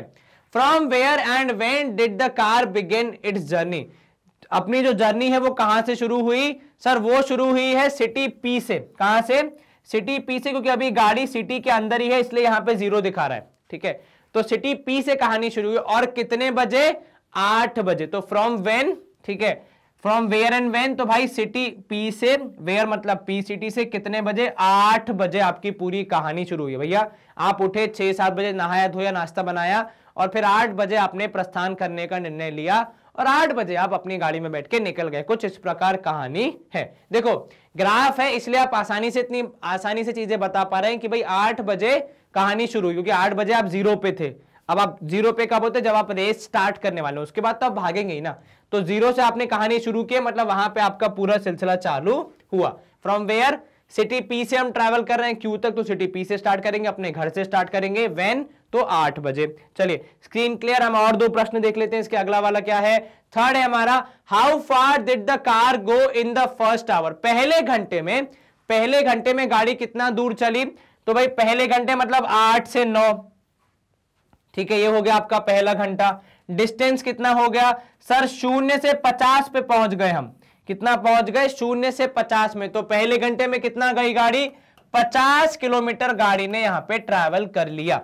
आपको कैसे पता चला, सर देखो 8 बजे वो 0 पे थी, ठीक है, 9 बजे गाड़ी 50 पे पहुंच गई, मतलब ऑब्वियस सी बात है 1 घंटा गाड़ी चली होगी तो उसने 50 किलोमीटर तय किया होगा, तभी दूरी 50 किलोमीटर की कवर हो गई है, ठीक है। चलिए, how far did the car go during the second and third hour. चलिए सेकेंड आवर में कितना, सर सेकेंड आवर में 9 से 10 में, 10 बजे गाड़ी पहुंच गई 150, ठीक है। 9 बजे कितना कवर किया था, 50। तो 9 से 10 के बीच में कितना कवर किया होगा in the second hour, sir 100 kilometre cover किया होगा। तभी जो गाड़ी 9 बजे 50 किलोमीटर पे थी वो 10 बजे 150 पे पहुंच गई। तो भाई 1 घंटे में आपको कितना ट्रैवल किया आपने, 50 से 150 कैसे पहुंचोगे, खाली लिख के थोड़ी पहुंचोगे, आपने गाड़ी चलाई होगी ना, कितनी चलाई होगी दूसरे घंटे में, सर 9 से लेकर 10 बजे तक 100 किलोमीटर गाड़ी चली है, इसलिए वो 50 से 150 पहुंच गई। बहुत बढ़िया। थर्ड आवर में कितना, तो सर 10 से 11, थर्ड आवर ये होगा, पहला घंटा, दूसरा घंटा, तीसरा घंटा। 11 बजे गाड़ी है 200 किलोमीटर पे, 10 बजे गाड़ी थी 150 किलोमीटर पे। तो यहां पे आपने 1 घंटा ट्रैवल किया, यहां पे आपने कितना ट्रैवल किया, 50 किलोमीटर। तो तीसरे घंटे में कितना गाड़ी चली, 50 किलोमीटर। हो सकता है भाई आपने 1 घंटे में 100 किलोमीटर चला दी, मतलब काफी तेज स्पीड पे चलाई, गाड़ी गर्म हो गई होगी, आप भी थक गए होंगे, तो आपने बोला ठीक है अगला 1 घंटा थोड़ा हम आराम से चलेंगे, ठीक है, हो सकता है रोड भी खराब हो। चलिए अब वो तो बात की चर्चा है कि क्यों पहले घंटे में इतना, दूसरे घंटे में इतना। तो यहाँ पे आपने सारे सवालों का जवाब दे दिया है, जी सर। अब हम करेंगे स्क्रीन को क्लियर और मूव करेंगे अगले पार्ट की तरफ। अब अगला पार्ट है हमारा, यहाँ पे हमारे 5th, 6th और 7th क्वेश्चन है, Was the speed same during the first 3 hours? Do you know it? अब देखो यहाँ पे स्पीड का आपको चर्चा करनी है। तो स्पीड का फॉर्मूला क्या होता है, सर स्पीड होता है डिस्टेंस अपॉन टाइम। कितना होता है स्पीड का फॉर्मूला, डिस्टेंस अपॉन टाइम। ये हम सबको पता है, हम बहुत बार फिजिक्स में गणित में पढ़ चुके हैं। तो स्पीड होती है डिस्टेंस अपॉन टाइम। अब यहाँ पे आपको जब कैलकुलेट करनी है पहले 3 घंटों की स्पीड, तो आपको पहले 3 घंटों की पूरी जानकारी होनी चाहिए। तो भाई यहां पे मैं लिख रहा हूं आवर, यहां पे लिख रहा हूं मैं टाइम, और यहां लिख रहा हूं डिस्टेंस। पहले घंटे में आपने कितना डिस्टेंस कवर किया है सर? 50 किलोमीटर। दूसरे घंटे में आपने कितना डिस्टेंस कवर किया है? 100 किलोमीटर। ठीक है। तीसरे घंटे में, अब देखो यहां पे दूसरा घंटा मतलब सेकेंड आवर, पर टाइम कितना था? टाइम तो एक ही घंटा था। ठीक है, तो यहां पे हम लिख देते हैं आवर। कौन सा आवर था? तो ये है फर्स्ट आवर, पहला घंटा, सेकेंड आवर, दूसरा घंटा, थर्ड आवर, तीसरा घंटा। यहां पे भी एक घंटे में 50 किलोमीटर। 2 घंटे में 100 किलोमीटर कवर करना और दूसरे घंटे में 100 किलोमीटर कवर करना, दोनों में फर्क है। ठीक है, जब 9 से 10 के बीच की आप जर्नी देखते हैं तो उन्होंने दूसरे घंटे में, मतलब दूसरा जो घंटा था, जो 1 घंटे का समय था 9 से 10 वाला, उसमें वो 50 से 150 पहुंच गए। मतलब यहां पे आपको समझ में आता है कि सेकेंड आवर में जो पूरा 1 घंटा आपको मिला दूसरा, उसमें कितना डिस्टेंस कवर किया? 100 किलोमीटर। तो आपका टाइम दिया है, डिस्टेंस दिया है, स्पीड आप जब निकालेंगे तो यहां होगा 50/1, यहां होगा 100/1, तो यहां होगा 50/1। क्या स्पीड सेम है? नहीं sir, no, speed is not same. अच्छा, how do you know it? अब आपको ग्राफ में कैसे मालूम चल रहा है? तो ग्राफ में यहां देखो 8 से 9 का ग्राफ थोड़ा सा यहां पे टिल्टेड है। ठीक है, जबकि 9 से 10 का ग्राफ एकदम से सीधा हो रहा है, तब थोड़ा सा एंगल जो है वो ज्यादा हो रहा है। तो यहां पे भी आप देख के बता सकते हैं कि क्योंकि तीनों घंटों का, तीनों आवर्स का ग्राफ एक जैसा नहीं है। जैसे आप देखो यहां पे 8 से 9 का ग्राफ बीच में से जा रहा है। ठीक है, 9 से 10 का ग्राफ अलग से थोड़ा ऊपर जा रहा है, थोड़ा ज्यादा डिस्टेंस कवर कर रहा है एक ही घंटे में।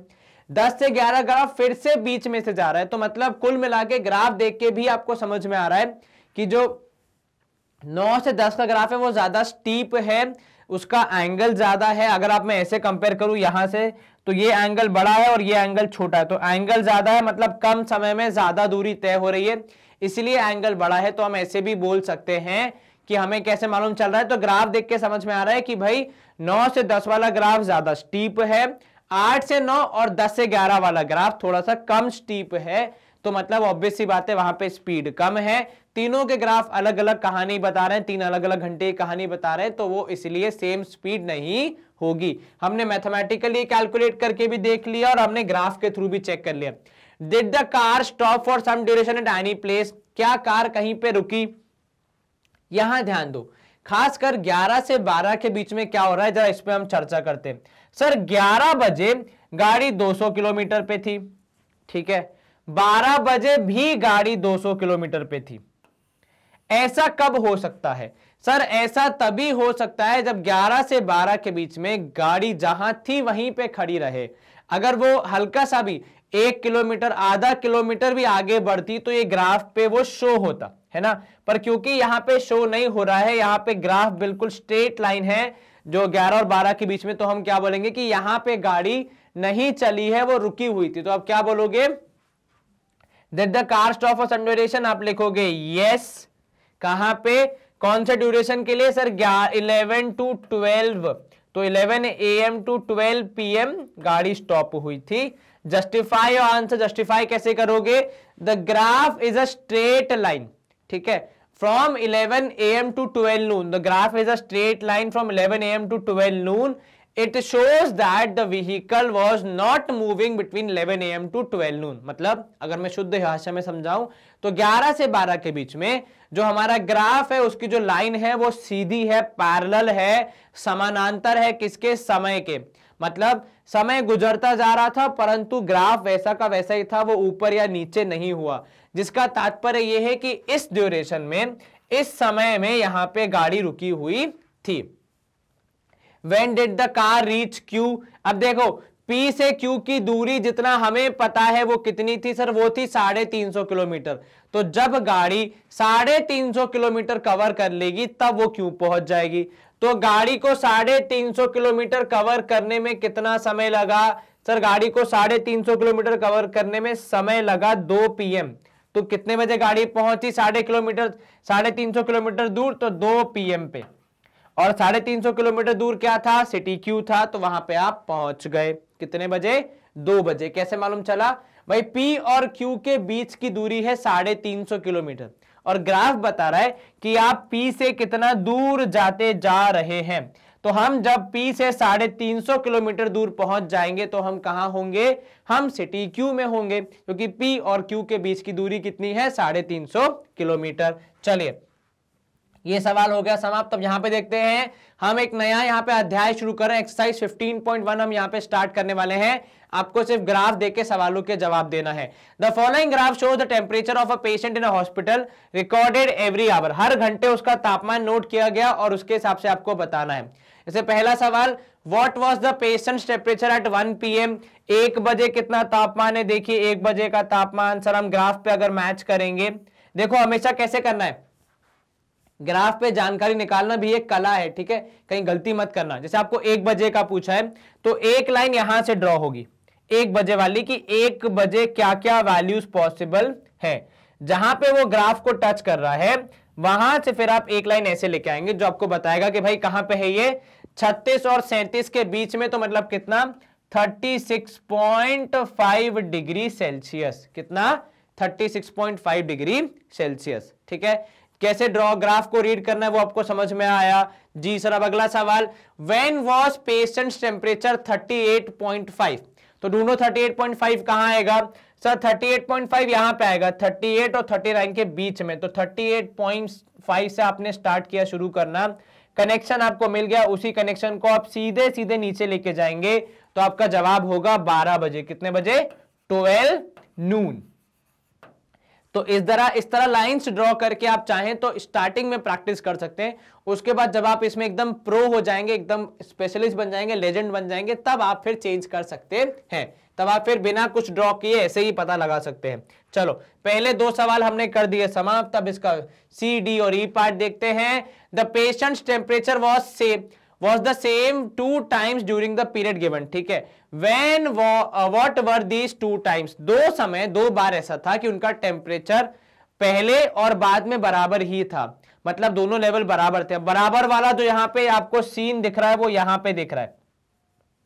कितना है टेम्परेचर? 36.5। कितने बजे? एक बार 1 बजे, और जब 2 बजे वापस मापा गया तब भी उनका तापमान कितना था? 36.5। तो कितने बजे? What were these 2 times? तो 1 PM एंड 2 PM। इन दोनों टाइम ड्यूरेशन में आप चाहे तो ब्रैकेट में लिख सकते हैं, तापमान कितना था? 36.5 डिग्री सेल्सियस था। कितना था?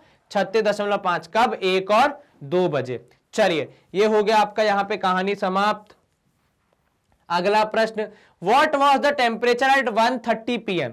1:30 PM पे तापमान कितना था? How did you arrive at your answer? चलिए, 1:30 PM ढूंढो पहले।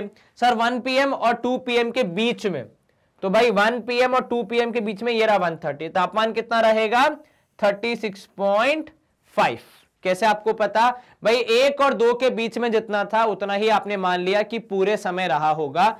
तो व्हाट वाज टेम्परेचर? 36.5, ठीक है, डिग्री सेल्सियस। आप कैसे पहुंचते वहां तक? Sir analysis of the graph करके, हम ग्राफ को पढ़ के या ग्राफ की सहायता से हमने ये पता लगाया कि हमारा जो कितना टेम्परेचर होगा। आप ऐसे भी लिख सकते हैं कि the graph between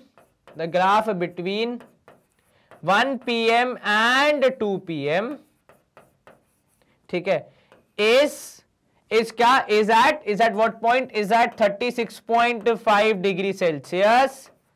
Therefore at 1:30 भी वो कितना रहेगा? 36.5 ही रहेगा। ठीक है, तो ग्राफ भाई 1 से 2 बजे के बीच में कितना है? 36.5 पे है, तो 1:30 बजे भी वो उतने पे ही रहेगा, ऐसा हमने लिखा है हमारे जवाब के रूप में। चलिए, ई point, during which period did patients temperature showed an upward trend? Upward trend का मतलब होता है कब, किस घंटे में पेशेंट का तापमान इंक्रीज हुआ, ऊपर गया, अपवर्ड गया। सर एक बार इधर, एक बार यहां 10 से 11 के बीच में एकदम से बढ़ गया, फिर एक बार यहां पे 2 से 3 के बीच में बढ़ गया। तो आप क्या लिखोगे? बिटवीन, एक तो आप क्या लिखोगे? विच पीरियड्स, तो पीरियड्स आपके हो जाएंगे, ठीक है, एक आप लिखोगे 9 AM टू 10 AM, 9 से 10 बजे के बीच में तापमान क्या हुआ? धीरे धीरे इंक्रीज होगा ना, थोड़ी एकदम से ऐसा तो होगा नहीं कि 9:59 पे वो उतना ही रहेगा, जैसे ही 10 बजेंगे तापमान उठ जाएगा, ऐसा तो नहीं होगा भाई। 9 से 10 के बीच में धीरे धीरे ऊपर होगा, ठीक है। ऐसे ही दूसरा कब है सर, 10 AM से 11 AM के बीच में, ठीक है। और कब गया है अपवर्ड, ऊपर की तरफ, मतलब इंक्रीज हुआ है सर ये वाला समय जो कि है 2 से 3 के बीच में, तो 2 PM टू 3 PM।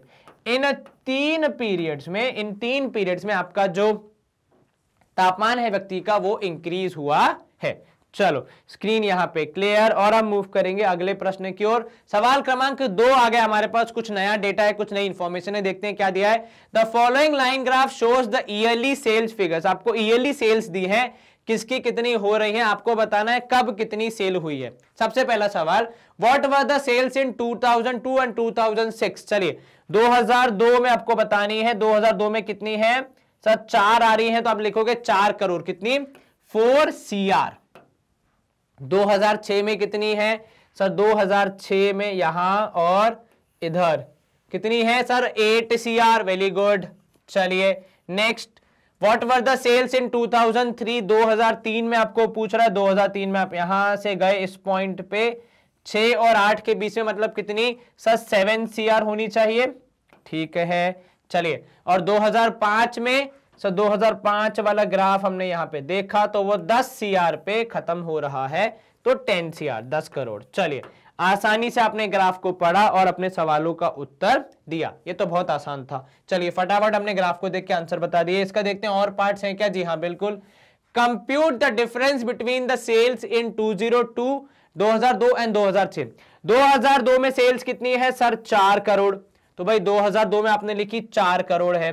2006 में कितनी है सर, 2006 में जा रही है वो 8 करोड़ के आसपास, वेरी गुड, तो भाई आपने लिख दी 8 करोड़।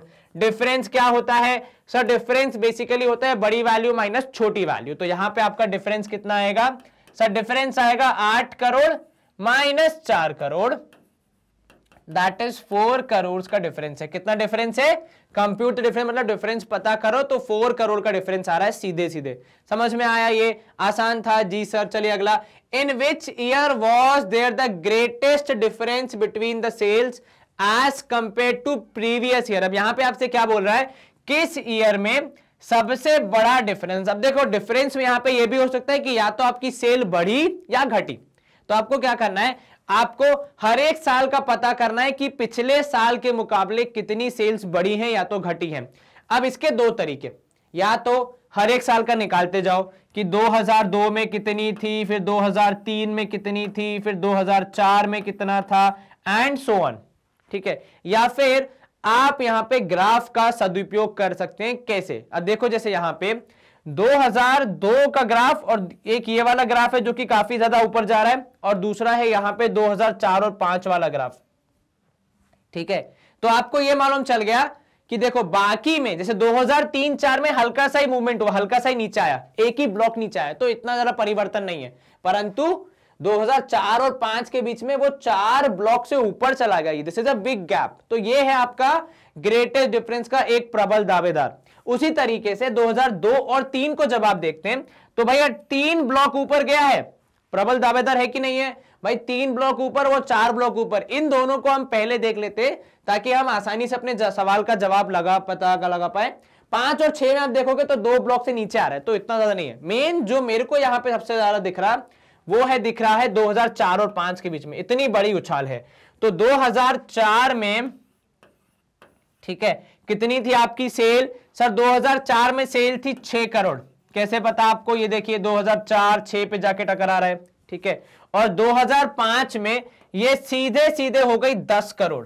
कितने की हो गई, 10 करोड़ की यहां पे आपको सेल हो गई। तो 2005 में आपका 10 करोड़ हो गया सेल्स। तो ये क्या हुआ, this is the greatest difference. कितना है डिफरेंस सर, डिफरेंस है यहां पे 4 करोड़ का। भाई 6 करोड़ से 10 करोड़ के मतलब कितना इंक्रीज हुआ, 4 करोड़ से इंक्रीज हो गई।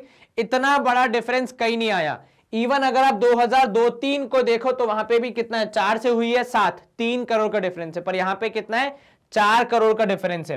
तो अब आपका आंसर क्या होगा, क्या 2004 आपका आंसर है, क्या 2005 आपका आंसर है? और यहां पे इतना छोटा सा भी आपने एरर कर दिया, मतलब अगर आपने जवाब में अगर 2004 या 2005 में से कोई एक लिख दिया तो आपका आंसर रॉन्ग हो जाएगा, एक साल के डिफरेंस से। अब यहां पे देखो क्या बोल रहा है, इन विच ईयर, किस साल में there was the greatest difference between the sales as compare to its previous year.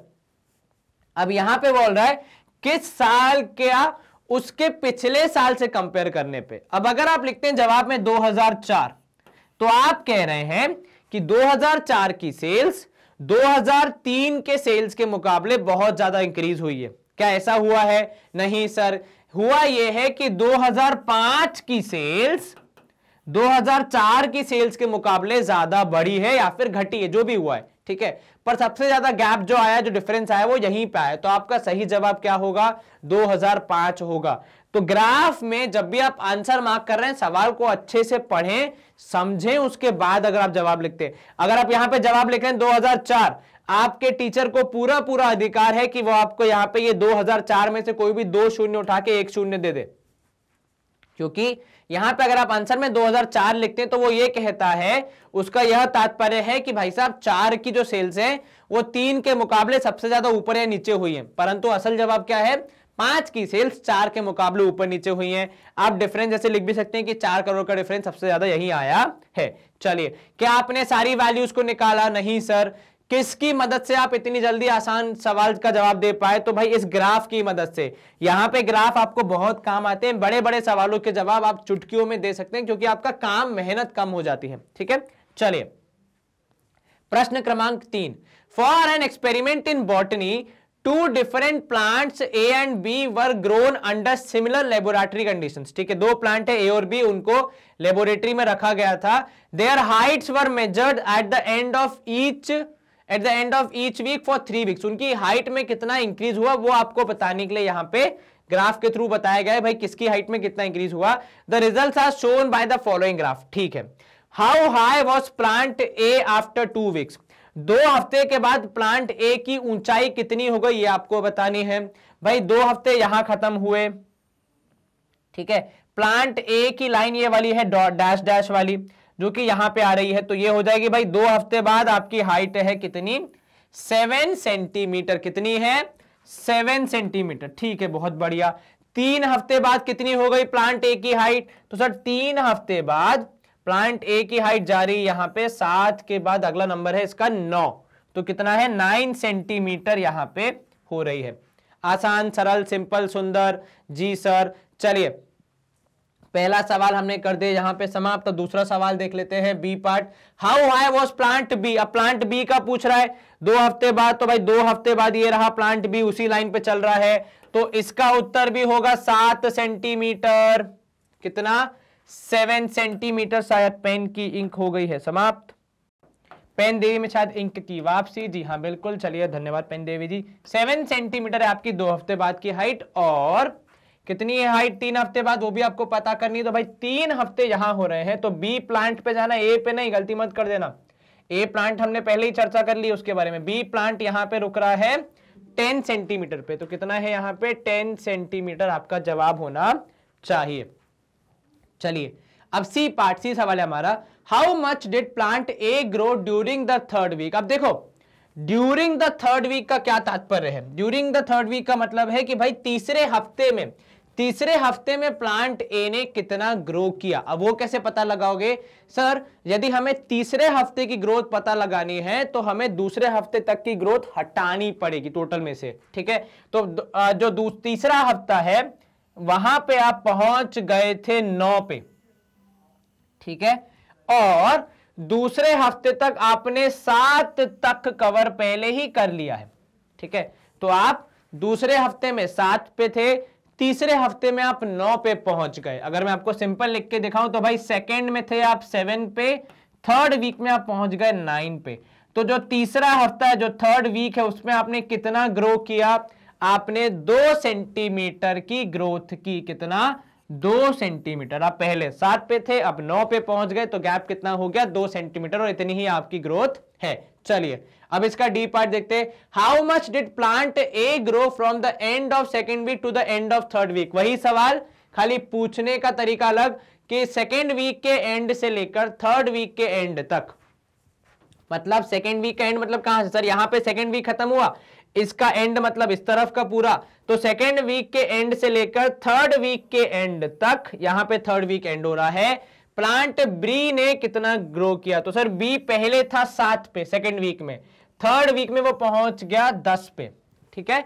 तो यहां पे सेकेंड वीक में आप थे 7 पे, थर्ड वीक में पहुंच गए आप 10 पे, तो पूरे हफ्ते के दौरान आपने कितनी ऊंचाई हासिल की, कितना ज्यादा ग्रोथ हुआ आपका, तो 7 से 10 मतलब 3 सेंटीमीटर से ग्रोथ हुई है। क्या आपको यह समझ में आया? जी सर। थर्ड वीक के एंड में से पे जब आप कंपेयर करेंगे सेकेंड वीक से, तो आप 3 सेंटीमीटर की ग्रोथ हुई है आपकी। चलिए हमारे सवाल हो गए समाप्त। अब सवाल ये देख लेते हैं, during which week did plant A grow the most. अब किस हफ्ते में सबसे ज्यादा प्लांट ए की ग्रोथ हुई, तो आपको हर एक हफ्ते का देखना पड़ेगा।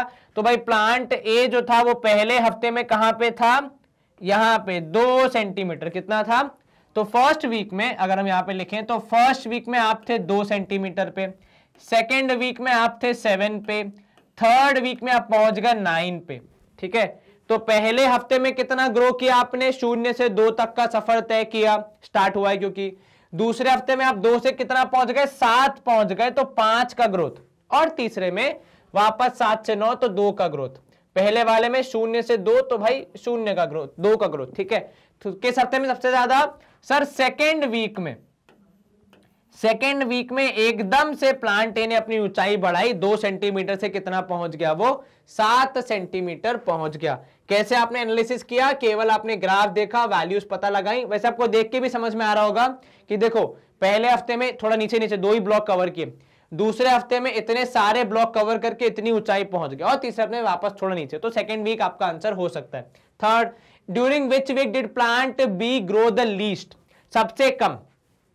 अब यहां पे देखो पहले हफ्ते में जो प्लांट बी है वो केवल एक ही यहां पे इतना छोटा सा मूवमेंट कर पाया, एक ही ब्लॉक कवर हुआ, ठीक है। बाकी दूसरे हफ्ते में उसने एकदम से तेज छलांग लगाई है, तीसरे हफ्ते में भी उसकी छलांग कायम ही है, तो लगभग 3 ब्लॉक कवर किए उसने। तो कहां पे हुई है सबसे लीस्ट, सबसे कम ग्रोथ, तो भाई पहले हफ्ते में बहुत कम हुई है। कौन सा वीक, फर्स्ट वीक, ठीक है। चलिए अब यहां पे जी, were the 2 plants of the same height during any week shown here, specify. क्या किसी हफ्ते के अंत में या किसी हफ्ते में दोनों प्लांट्स का जो हाइट है वो बराबर था। अब हाइट बराबर होगा मतलब दोनों ग्राफ एक ही जगह पे होंगे। तो यहां पे देखो पहले हफ्ते में ए आगे है, बी नीचे है, ठीक है। तीसरे हफ्ते में बी ऊपर है, ए नीचे है।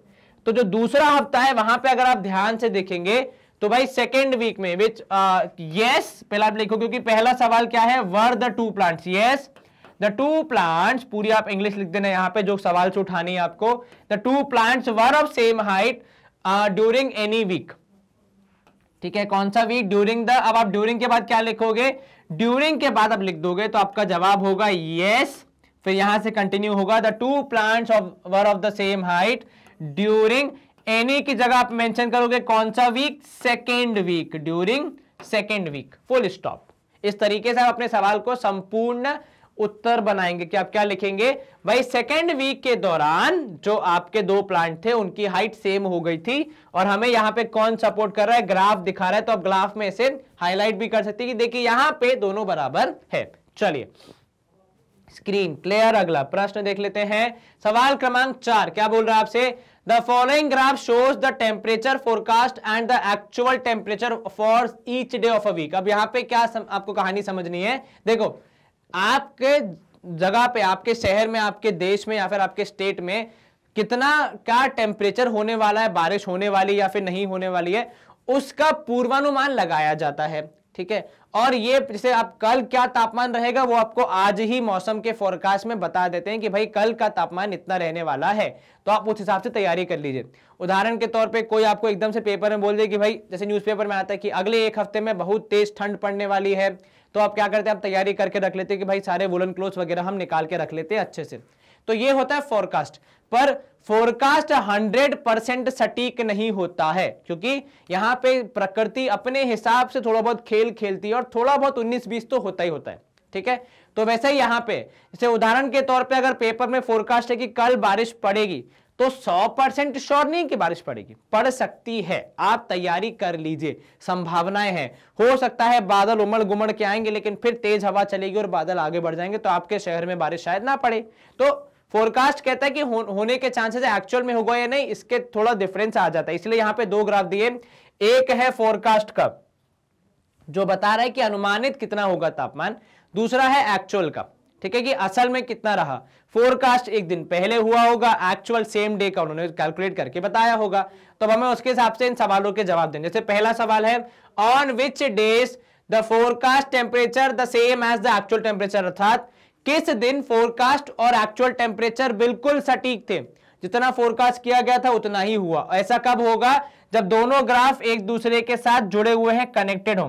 तो एक तो ट्यूसडे को वहां पे फोरकास्ट भी 20 था, असल भी 20 था। एक फिर हो जाएगा फ्राइडे को, यहां पर फोरकास्ट भी कितना है 15 था और असल भी कितना था 15। और एक आप ध्यान दीजिए आगे संडे को भी क्या हुआ, जितना फोरकास्ट था असल भी उतना ही रहा। तो कौन से 3 दिन, ट्यूसडे, उसके बाद फिर फ्राइडे और लास्ट में एक और दिन कौन सा है, ट्यूसडे, फ्राइडे एंड फिर लास्ट में संडे। चलिए, इन 3 दिनों में आपका तापमान जितना फोरकास्ट किया गया था एक्चुअल भी उतना ही था। क्या आपको ये समझ में आया? Yes sir. चलिए स्क्रीन क्लियर, अगला प्रश्न देख लेते हैं। ऑप्शन सेकंड हमारा क्वेश्चन है, what was the maximum forecast temperature during the week. आपसे मैक्सिमम फोरकास्ट पूछ रहा है तो आप फोरकास्ट की ओर ही ध्यान देंगे। फोरकास्ट में सबसे मैक्सिमम आपने कहा है, यहां पे देखो 35 है, नहीं मैक्सिमम मतलब और ऊपर सबसे ज्यादा हाईएस्ट, तो मैक्सिमम गया है यहां पे 35। फोरकास्ट वाला कितना, 35। तो फोरकास्ट का मैक्सिमम था 35 डिग्री सेल्सियस, ठीक है। चलिए बहुत बढ़िया। What was the max minimum actual, अब यहां पे एक्चुअल में मिनिमम पूछ रहा है, ठीक है, तो वो आपको ध्यान रखना है किस ग्राफ का कौन सा जवाब मांग रहा है। अब यहां पे एक्चुअल में मिनिमम कितना है सर, एक्चुअल में मिनिमम है यहां पे 15 डिग्री के आसपास, तो वही रहेगा हमारा उत्तर कितना, 15 डिग्री। दिन नहीं पूछा हमें, खाली तापमान पूछा, व्हाट वाज पूछा है, तो 15 degree Celsius was the minimum actual temperature. On which day did the actual temperature differ the most from the forecast, मतलब किस दिन फोरकास्ट वालों की बात पूरी ही गलत हो गई, मतलब बहुत ज्यादा डिफरेंस आ गया। अब यहां पे देखो 1 का डिफरेंस, ठीक है कोई दिक्कत नहीं है, यहां पे बराबर, यहां पे 2 का डिफरेंस, यहां पे 3 का डिफरेंस है, यहां पे बराबर, चलिए बहुत बढ़िया, यहां पे भी 2 का डिफरेंस और यहां पे बराबर। तो सबसे ज्यादा डिफरेंस जो हमें देखने को मिल रहा है वो दिन है किस दिन, गुरुवार के दिन, कि एक्चुअल और फोरकास्ट के बीच में 3 का गैप है। तो क्या लिखोगे आप, कौन सा दिन है, थर्सडे, गुरुवार के दिन जो फोरकास्ट किया गया था उससे काफी अलग रहा असल, ठीक है। बाकी दिन वेडनेसडे और सैटरडे को गैप था लेकिन वो कम था। सबसे ज्यादा कब था, हाईएस्ट कब था, थर्सडे के दिन। चलिए अब वो ज्यादा हो या कम हो उससे फर्क नहीं पड़ता, गैप देखना है आपको, ठीक है। एक्चुअल और फोरकास्ट में गैप देखना है, भले किसी भी दिन हो, जैसे यहां पे कम रह गया, यहां पे एक्चुअल ज्यादा हो गया, उससे फर्क नहीं पड़ता, गैप कहां है हमें ये पता करना है, ठीक है, कि सबसे ज्यादा डिफर कहां किया है। डिफर का मतलब होता है चाहे पॉजिटिव हो चाहे नेगेटिव हो, लेकिन डिफर करना चाहिए, वो आपको मैटर करता है। अब यहां पे सवाल क्रमांक 5 है आपका, जहां पे आपको कुछ डेटा दिया और आपको क्या बताना है, number of days a Hillside city received snow in different years. मतलब एक कोई अच्छा सा ठंडा सा शहर है जहां पे बर्फ पड़ती है, तो किस साल में कितने दिन बर्फ पड़ी वो आपको बताया गया, आपको इसका ग्राफ बनाना है। अब कौन सा ग्राफ बनाएंगे पहले हमें वो चुनना पड़ेगा, ठीक है। अब देखो यहां पे आपको यहां पे एक समय सीमा दी गई है, टाइम पीरियड दिया गया है, ठीक है। तो 2003, 4, 5, 6 टाइम पीरियड दिया गया है। तो यहां पे आपका सिंपल बार ग्राफ बनाना वाजिब नहीं लगता है, बिकॉज यहां पे टाइम पीरियड है, तो एक कंटिन्यूअस जर्नी है, एक ट्रेंड बताना है आपको, ठीक है।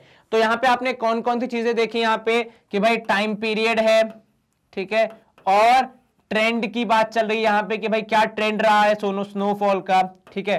क्योंकि यहां पे एक ही वैल्यू है तो आपका डबल बार ग्राफ और बार ग्राफ तो कैंसिल हो गए, ठीक है। अब आपको यहां पे पाई चार्ट भी आपका हो गया कैंसिल, क्योंकि पाई चार्ट क्यों कैंसिल हो गया, क्योंकि सर यहां पे पूरे का हिस्सा नहीं बताना है किसका कितना हिस्सा है, यहां पे हर एक साल का अलग अलग दिया है, तो पाई चार्ट भी यहां पे रिलेवेंट नहीं लगेगा। अब बचा या तो हिस्टोग्राम या फिर लाइन ग्राफ, ठीक है। अब क्योंकि यहां पे 8, 10, 5, 12 ऐसी वैल्यूज हैं और यहां पे कंटिन्यूअस नहीं है, जैसा कि हमेशा हिस्टोग्राम में होता है, भाई 2003 के बाद पूरा गैप है, 2004 अगली वैल्यू है, कंटिन्यूस नहीं है, तो फिर आप यहाँ पे लाइन ग्राफ बनाएंगे तो ज्यादा सुटेबल होगा। और देखो यहाँ पे लिखा भी है below to draw linear graph. ठीक है, अब कैसा दिखेगा ये ग्राफ, अगर मैं आपको चित्र के थ्रू बताऊं तो कुछ इस प्रकार का आपका ग्राफ दिखना चाहिए, जहां पे आपने एक्स एक्सिस में ईयर्स को ड्रॉ किया है, वाई एक्सिस पे आपने डेज को ड्रॉ किया है। अब डेज कैसे, देखो वैल्यू देख लो 8, 10, 5, 12, ज्यादातर वैल्यूज इवन है, तो आपने गैप कितने का ले लिया, 2-2 का ले लिया। ठीक है, तो 0 से 2, फिर 4, फिर 6, 8, 10, 12, क्योंकि 12 हाईएस्ट है। ठीक है, आपने वहां पे साल देखो सीधा 2003 से शुरू किया है, तो 0 से लेकर 2003 तक, क्योंकि आपने काफी सारे ईयर्स गायब कर दिए हैं, तो आप क्या बनाओगे, एक जैक्ड लाइन बनाओगे जो ये बता रहा है कि 0 से लेकर 2003 का डेटा हमने हटा दिया क्योंकि उसकी जरूरत नहीं है। 2003 से आपने शुरू किया, वैल्यू कितनी है 8, आप 8 के पास गए, 2003 के हिसाब से आपने यहां पे क्या किया, एक डॉट बनाया, फिर 4 और में 4 में है 10, तो 2004 की लाइन को आप कहां तक लेके गए, 10 तक लेके गए और यहां पे आपने डॉट बनाया। ठीक है, 2005 में 5, अब देखो यहां पे एग्जैक्टली 5 तो नहीं दिख रहा है, तो 4 और 6 के बीच की जो पट्टिका है वहां पे हम 5 दर्शा सकते हैं, और ये किसके लिए है, 2005 के लिए।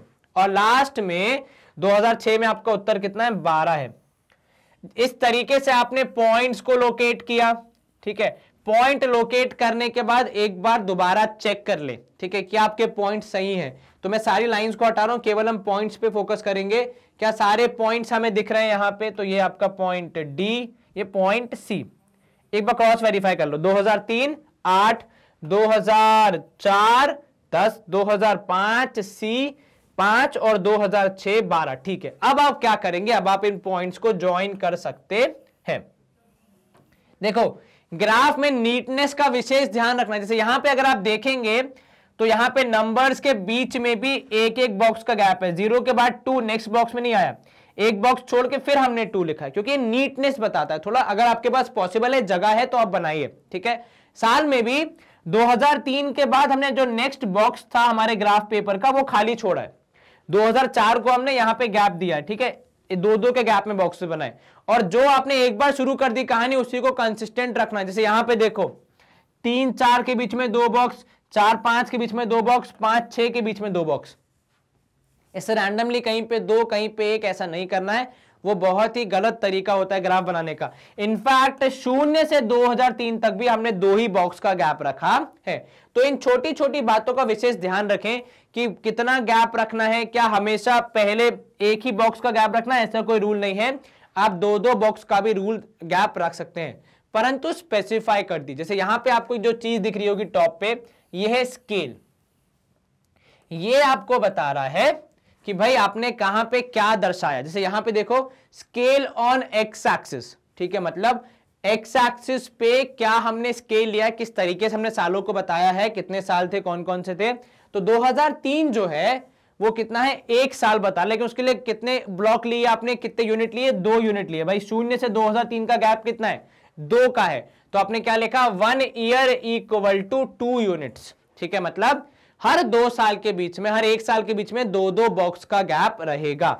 2003 से 2004 में गैप कितना है, 1 साल का, पर बॉक्स कितने यूज किए आपने, 2, तो आपको मेंशन करना पड़ेगा। वही आपने क्या है कि साल 1 परंतु बॉक्स 2। यूनिट का मतलब यहां पे होता है जो बॉक्स है ना, ये इसको हम बोलते हैं 1 यूनिट, तो साल ए परंतु बॉक्स 2। 2003 से लेकर 4 में साल तो 1 ही है, पर बॉक्स कितने यूज किए, 2 यूज किए। वहीं वाई एक्सिस पे 0 से लेकर 2 तक जाने के लिए आपने 2 बॉक्स यूज किए। ठीक है सर, लेकिन वहां तो एक ही बॉक्स लिखा है। भैया 0 से लेकर 2 जाने में 2 बॉक्स यूज हुए, तो 0 से 1 जाने में कितना बॉक्स यूज होगा, 1 ही यूज होगा ना, तभी तो आप 2 बॉक्स में 2 तक पहुंचे, 1 के बाद 2, तो वहां पे आपका स्केल क्या रहेगा भाई, 1 दिन 1 यूनिट, मतलब 1 बॉक्स बता रहा है कि 1 दिन होगा। अगर आप 2 बॉक्स क्लाइम कर रहे हैं तो आपको क्या कहना है कि 2 बॉक्स मतलब 2 दिन, 4 बॉक्स मतलब 4 दिन, तो 1 बॉक्स मतलब 1 दिन। ठीक है, तो इस तरीके से आपको एनालाइज करना है कि क्या आपका स्केल होगा। देखो दोनों जगह पे गैप 2-2 बॉक्सेस का ही है, लेकिन यहां पे कहानी अलग, यहां पे कहानी अलग, तो ये आपको हमेशा जज करना है कहां पे क्या कहानी रहेगी। चलिए हम करेंगे स्क्रीन को क्लियर। और मूव करेंगे अगले पार्ट की तरफ। बी पार्ट में देखो क्या दिया है, अब यहां पे आपको बोला गया है अलग अलग साल में number of main and women की संख्या दी है आपको इसका ग्राफ बनाना है। आपने पिछले बार बनाया था लाइन ग्राफ, तो लगभग उसी तरीका का है, समय बताया गया है, ट्रेंड बताया गया है, तो यहां पे भी क्या बनेगा, लाइन ग्राफ, लेकिन थोड़ा सा अलग, क्योंकि यहां पे क्या हो रहा है, यहां पे दो क्वांटिटीज, तो हमारा ग्राफ कैसा बनेगा, कुछ इस प्रकार बनेगा, जहां पे आपने मेन को एक अलग पैटर्न वाली लाइन से बताया है और वुमेन को अलग पैटर्न वाली लाइन से। जैसे मेन यहां पे कैसे हैं, सिंपल स्ट्रेट लाइन है, तो वुमेन की लाइन थोड़ी डैश वाली है, जिससे कि आपको अलग समझ में आ रहा है, ठीक है, कुछ इस प्रकार। फिर आपने वैल्यूज मार्क करनी है, आपने सारी वैल्यूज को देखा तो 12 11 12 11 इसके आसपास ही है, तो आप शुरू कहां से कर रहे हो, 11 से, फिर 11 12 और यहां पे 13 और 14 तक जा रहे हो, क्योंकि हाईएस्ट कितना जा रहा है, 13.5 जा रहा है, तो 14 तक जाना बनता है, क्योंकि आपने 0 से लेकर 11 तक की सारी वैल्यूज गायब कर दी, तो आपको एक किंक बनाना पड़ेगा, जैग लाइन बनानी पड़ेगी, क्योंकि आपने 0 से लेकर 2003 तक की सारी वैल्यूज गायब कर दी, तो आपको क्या बनाना पड़ेगा, जैग लाइन बनानी पड़ेगी। यहां पे आपने दर्शाए हैं साल, यहां पे आप दर्शाएंगे पॉपुलेशन, ठीक है। अब नंबर्स को कैसे मार्क करोगे, जैसे यहां पे है 12, भाई 12 मार्क करना आसान है, चलिए यहां पे मार्क कर दिया। नेक्स्ट है 11.3, तो गैप देखो अब कितना छोड़ा है आपने, ठीक है। यहां पे अब हम थोड़ी चर्चा करते हैं, आपने गैप कितना छोड़ा है, सर 2 बॉक्स का, ठीक है, ठीक है, 2 बॉक्स, लेकिन कितने नंबर है, 1 नंबर है, तो मतलब बीच में जो यह लाइन है आपकी डार्क वाली, ये कितना होगा सर, ये 11.5 होगी, ठीक है। और 2 बॉक्सेस के अंदर, जो एक बॉक्स है उसके अंदर आपके पास 10 लाइनें होती है, तो आपको यहां पे 11 से लेकर 11.5 तक कितने लाइन में पहुंचना है, 10 लाइन में कितने नंबर्स हैं, केवल 5, ठीक है। लाइनें छोटी छोटी कितनी, 10, नंबर्स कितने, 5, तो बंटवारा कैसे होगा, बराबर बराबर होगा, तो भाई 10 पॉइंट थे, 5 आपको शो करने हैं, तो 2 लाइन मतलब 1 पॉइंट, तो इस तरीके से आप अपने हिसाब से उसको ड्रॉ करेंगे, ठीक है, इस बात का विशेष ध्यान रखें। चलिए, जैसे आपको 11.3 करना है, तो वो कहां आएगा सर, 11 के बाद पहली लाइन, दूसरी लाइन होगी 11.1, फिर तीसरी चौथी ऐसे करके होगा 11.2 11.3, ऐसे करके आप आसानी से ड्रॉ कर सकते हैं। चलिए, यहां पे आपका ग्राफ बन जाएगा, देखो स्केल, अब स्केल में क्या करना है, एक्स एक्सिस पे 2 सेंटीमीटर मतलब 1 ईयर, कितने बॉक्स हैं यहां पे, 1 2 सेंटीमीटर लिखो या 2 बॉक्स लिखो, क्योंकि जब आप स्केल से मेजर करोगे ये 2 बॉक्स की दूरी 1 सेंटीमीटर होती है, करके देख लो, ठीक है, कितना होगा, 2 सेंटीमीटर या 2 यूनिट मतलब 1 साल, ठीक है। वहीं एक्स एक्सिस वाई एक्सिस पे कितना है सर, यहां पे 11 से लेकर 12 पहुंचने का मतलब 1 यूनिट का या 1 सेंटीमीटर का कितना है, 1000 ईयर्स, 1000 पर्सन है, क्योंकि ये नंबर किस में देखो, थाउजेंड्स में, तो ये 12 नहीं है, ये 12,000 लोग हैं, लेकिन आपने वहां केवल 12 ही लिखा है, तो आप क्या बोलोगे कि भाई ये जो 2 बॉक्स हैं, 2 सेंटीमीटर हैं, 2 यूनिट हैं, वो कितना है, 1000 लोग। क्या आपको ये समझ में आया, स्केल लिखना इंपॉर्टेंट है, आपको जो समझ में आ रहा है, जैसे आपने कैलकुलेशन किया उस हिसाब से आपको लिखना है, सिंपल बेसिक लॉजिक, कि यहां पे हम 11 से 12 गए 2 बॉक्सेस का यूज करके, तो 2 बॉक्सेस 2 यूनिट 2 सेंटीमीटर, और क्या दर्शा रहे हैं वो, 1000 लोग। वैसे संख्या तो हमने 1 से ही बढ़ाई है, लेकिन क्योंकि पूरा डेटा इन थाउजेंड्स है, तो यहां पे भी आप क्या लिखोगे, 1000 में लिखोगे, ठीक है। चलिए, स्क्रीन क्लियर, अगला प्रश्न देख लेते हैं, सवाल क्रमांक 6 क्या बोल रहा है, a courier person cycles from a town to a neighbouring suburban area to deliver parcel, ठीक है, एक कोरियर वाला व्यक्ति है जो कि अपने पार्सल डिलीवर कर रहा है टू अ मर्चेंट, ठीक है। His distance from the town to at different times is shown in the following graph, अब वो कितना बजे कितना दूर जा रहा है वो आपको बताना है, ठीक है, वो आपको बता रहा है ग्राफ। अब आपको इन सवालों के जवाब देने, what is the scale taken for time axis, time axis पे क्या स्केल, अब यहां देखो 8 से 9, ठीक है, कितने बॉक्स है, 1 2 3 4, कितने, 4, तो आप क्या लिखोगे, 4, यहां पे लिखोगे एक्स एक्सिस पे, क्योंकि आप एक्स एक्सिस की बात कर रहे हो, टाइम किस पे, एक्स एक्सिस पे है, तो एक्स एक्सिस पे यहां पे हम स्केल की चर्चा कर रहे हैं, कितने बॉक्सेस, 4, तो आप लिखोगे 4 यूनिट्स, 4 यूनिट्स, और इन 4 यूनिट से आप कितने घंटे ट्रैवल कर पा रहे हो, सर 8 से 9 ही पहुंच पा रहे हैं, मतलब 1 घंटा, तो 4 यूनिट इक्वल्स टू 1 आवर, इस तरीके से आप स्केल लिखेंगे, कितने, 4 यूनिट मतलब 1 आवर, और ये हर जगह होनी चाहिए, देखो यहां पे चेक करो, 1 2 3 4, 4 बॉक्सेस 1 घंटा, 10 से 11 में 4 बॉक्सेस 1 घंटा। तो भाई यही हमारी कहानी चल रही है कि 4 यूनिट मतलब 1 घंटा कवर होगा। How much did the person take time to travel, कितना समय लगा उस बेचारे को ट्रैवल करने में? सर उसने 8 बजे कहानी शुरू की थी, अपना जर्नी शुरू किया था, और वो कितने बजे पहुंच गया भाई? देखो खत्म कहां किया उसने, यहां खत्म किया। कितने बजे? 11:30 बजे। तो 8 बजे शुरू किया था, 11:30 बजे, तो मेरे हिसाब से 3.5 घंटे, 3 आवर्स 30 मिनट लिख सकते हो आप, या 3.5 आवर्स। अब कोई इंसान क्या सोचता है, 8 से शुरू हुआ 12 पे खत्म हुआ है, तो 4 घंटे लगेंगे। सोच समझ के 12 पे आपने ग्राफ खत्म किया है, एक्चुअल जो आपकी ड्राइंग है उसको आप देखेंगे, तब आप कैलकुलेट करेंगे, ठीक है? क्या लिखा है उससे केवल नहीं जज करना है कि 8 से 12 मतलब 4 घंटे, नहीं। हमने 22 के बाद आगे ट्रैवल ही नहीं किया। क्यों नहीं किया होगा? क्योंकि हम अपनी मंजिल पे पहुंच गए होंगे। तो वो कहां हो रहा है? वो 11:30 पे खत्म हो रहा है। आपको कैसे पता 11:30? सर 4 बॉक्स मतलब 1 घंटा, 2 बॉक्स मतलब ऑब्वियस सी बात है आधा घंटा होगा। वेरी गुड, चलिए स्क्रीन क्लियर। अगला प्रश्न देख लेते हैं, सी पार्ट है, how far is the place of the merchant from the town. ये जो मर्चेंट है वो कितना दूर है शहर से? सर शुरू हो रहा है 0 से, चल चल के खत्म हो रहा है 22 पे, मतलब कितना किलोमीटर ट्रैवल किया है? 22 किलोमीटर ट्रैवल किया है। तो मतलब कितना दूर है घर? 22 किलोमीटर दूर है आपका घर, ठीक है? चलो डी पार्ट देख लेते हैं, did the person stop on is way explain, क्या वो कहीं रास्ते में रुका था? ये हम सवाल वैसे भी कर चुके हैं पहले। कहां रुका था सवाल व्यक्ति? सर यहां पे। कहां? 10 से 10:30 के बीच में। क्यों? आपको कैसे पता? सर ग्राफ पैरेलल है, मतलब यहां से लेकर यहां तक उसने कुछ भी ट्रैवल नहीं किया, 16 पे ही था, 16 पे ही खत्म कर रहा है। तो मतलब कुल मिला के 10 से 10:30 के बीच में कुछ भी ट्रैवल नहीं किया। क्या वो रुका था कहीं पे? Yes sir. कहां पे? 10 से 10:30 के बीच में। आपको कैसे पता चला? क्या उसने बताया? नहीं सर, ग्राफ बता रहा है कि यहां पे डिस्टेंस कितना है, डिस्टेंस ट्रैवल्ड इज 0। 16 पे था, 16 पे ही है। उसके बाद 10:30 के बाद उसने वापस देखो उड़ान भरना शुरू किया।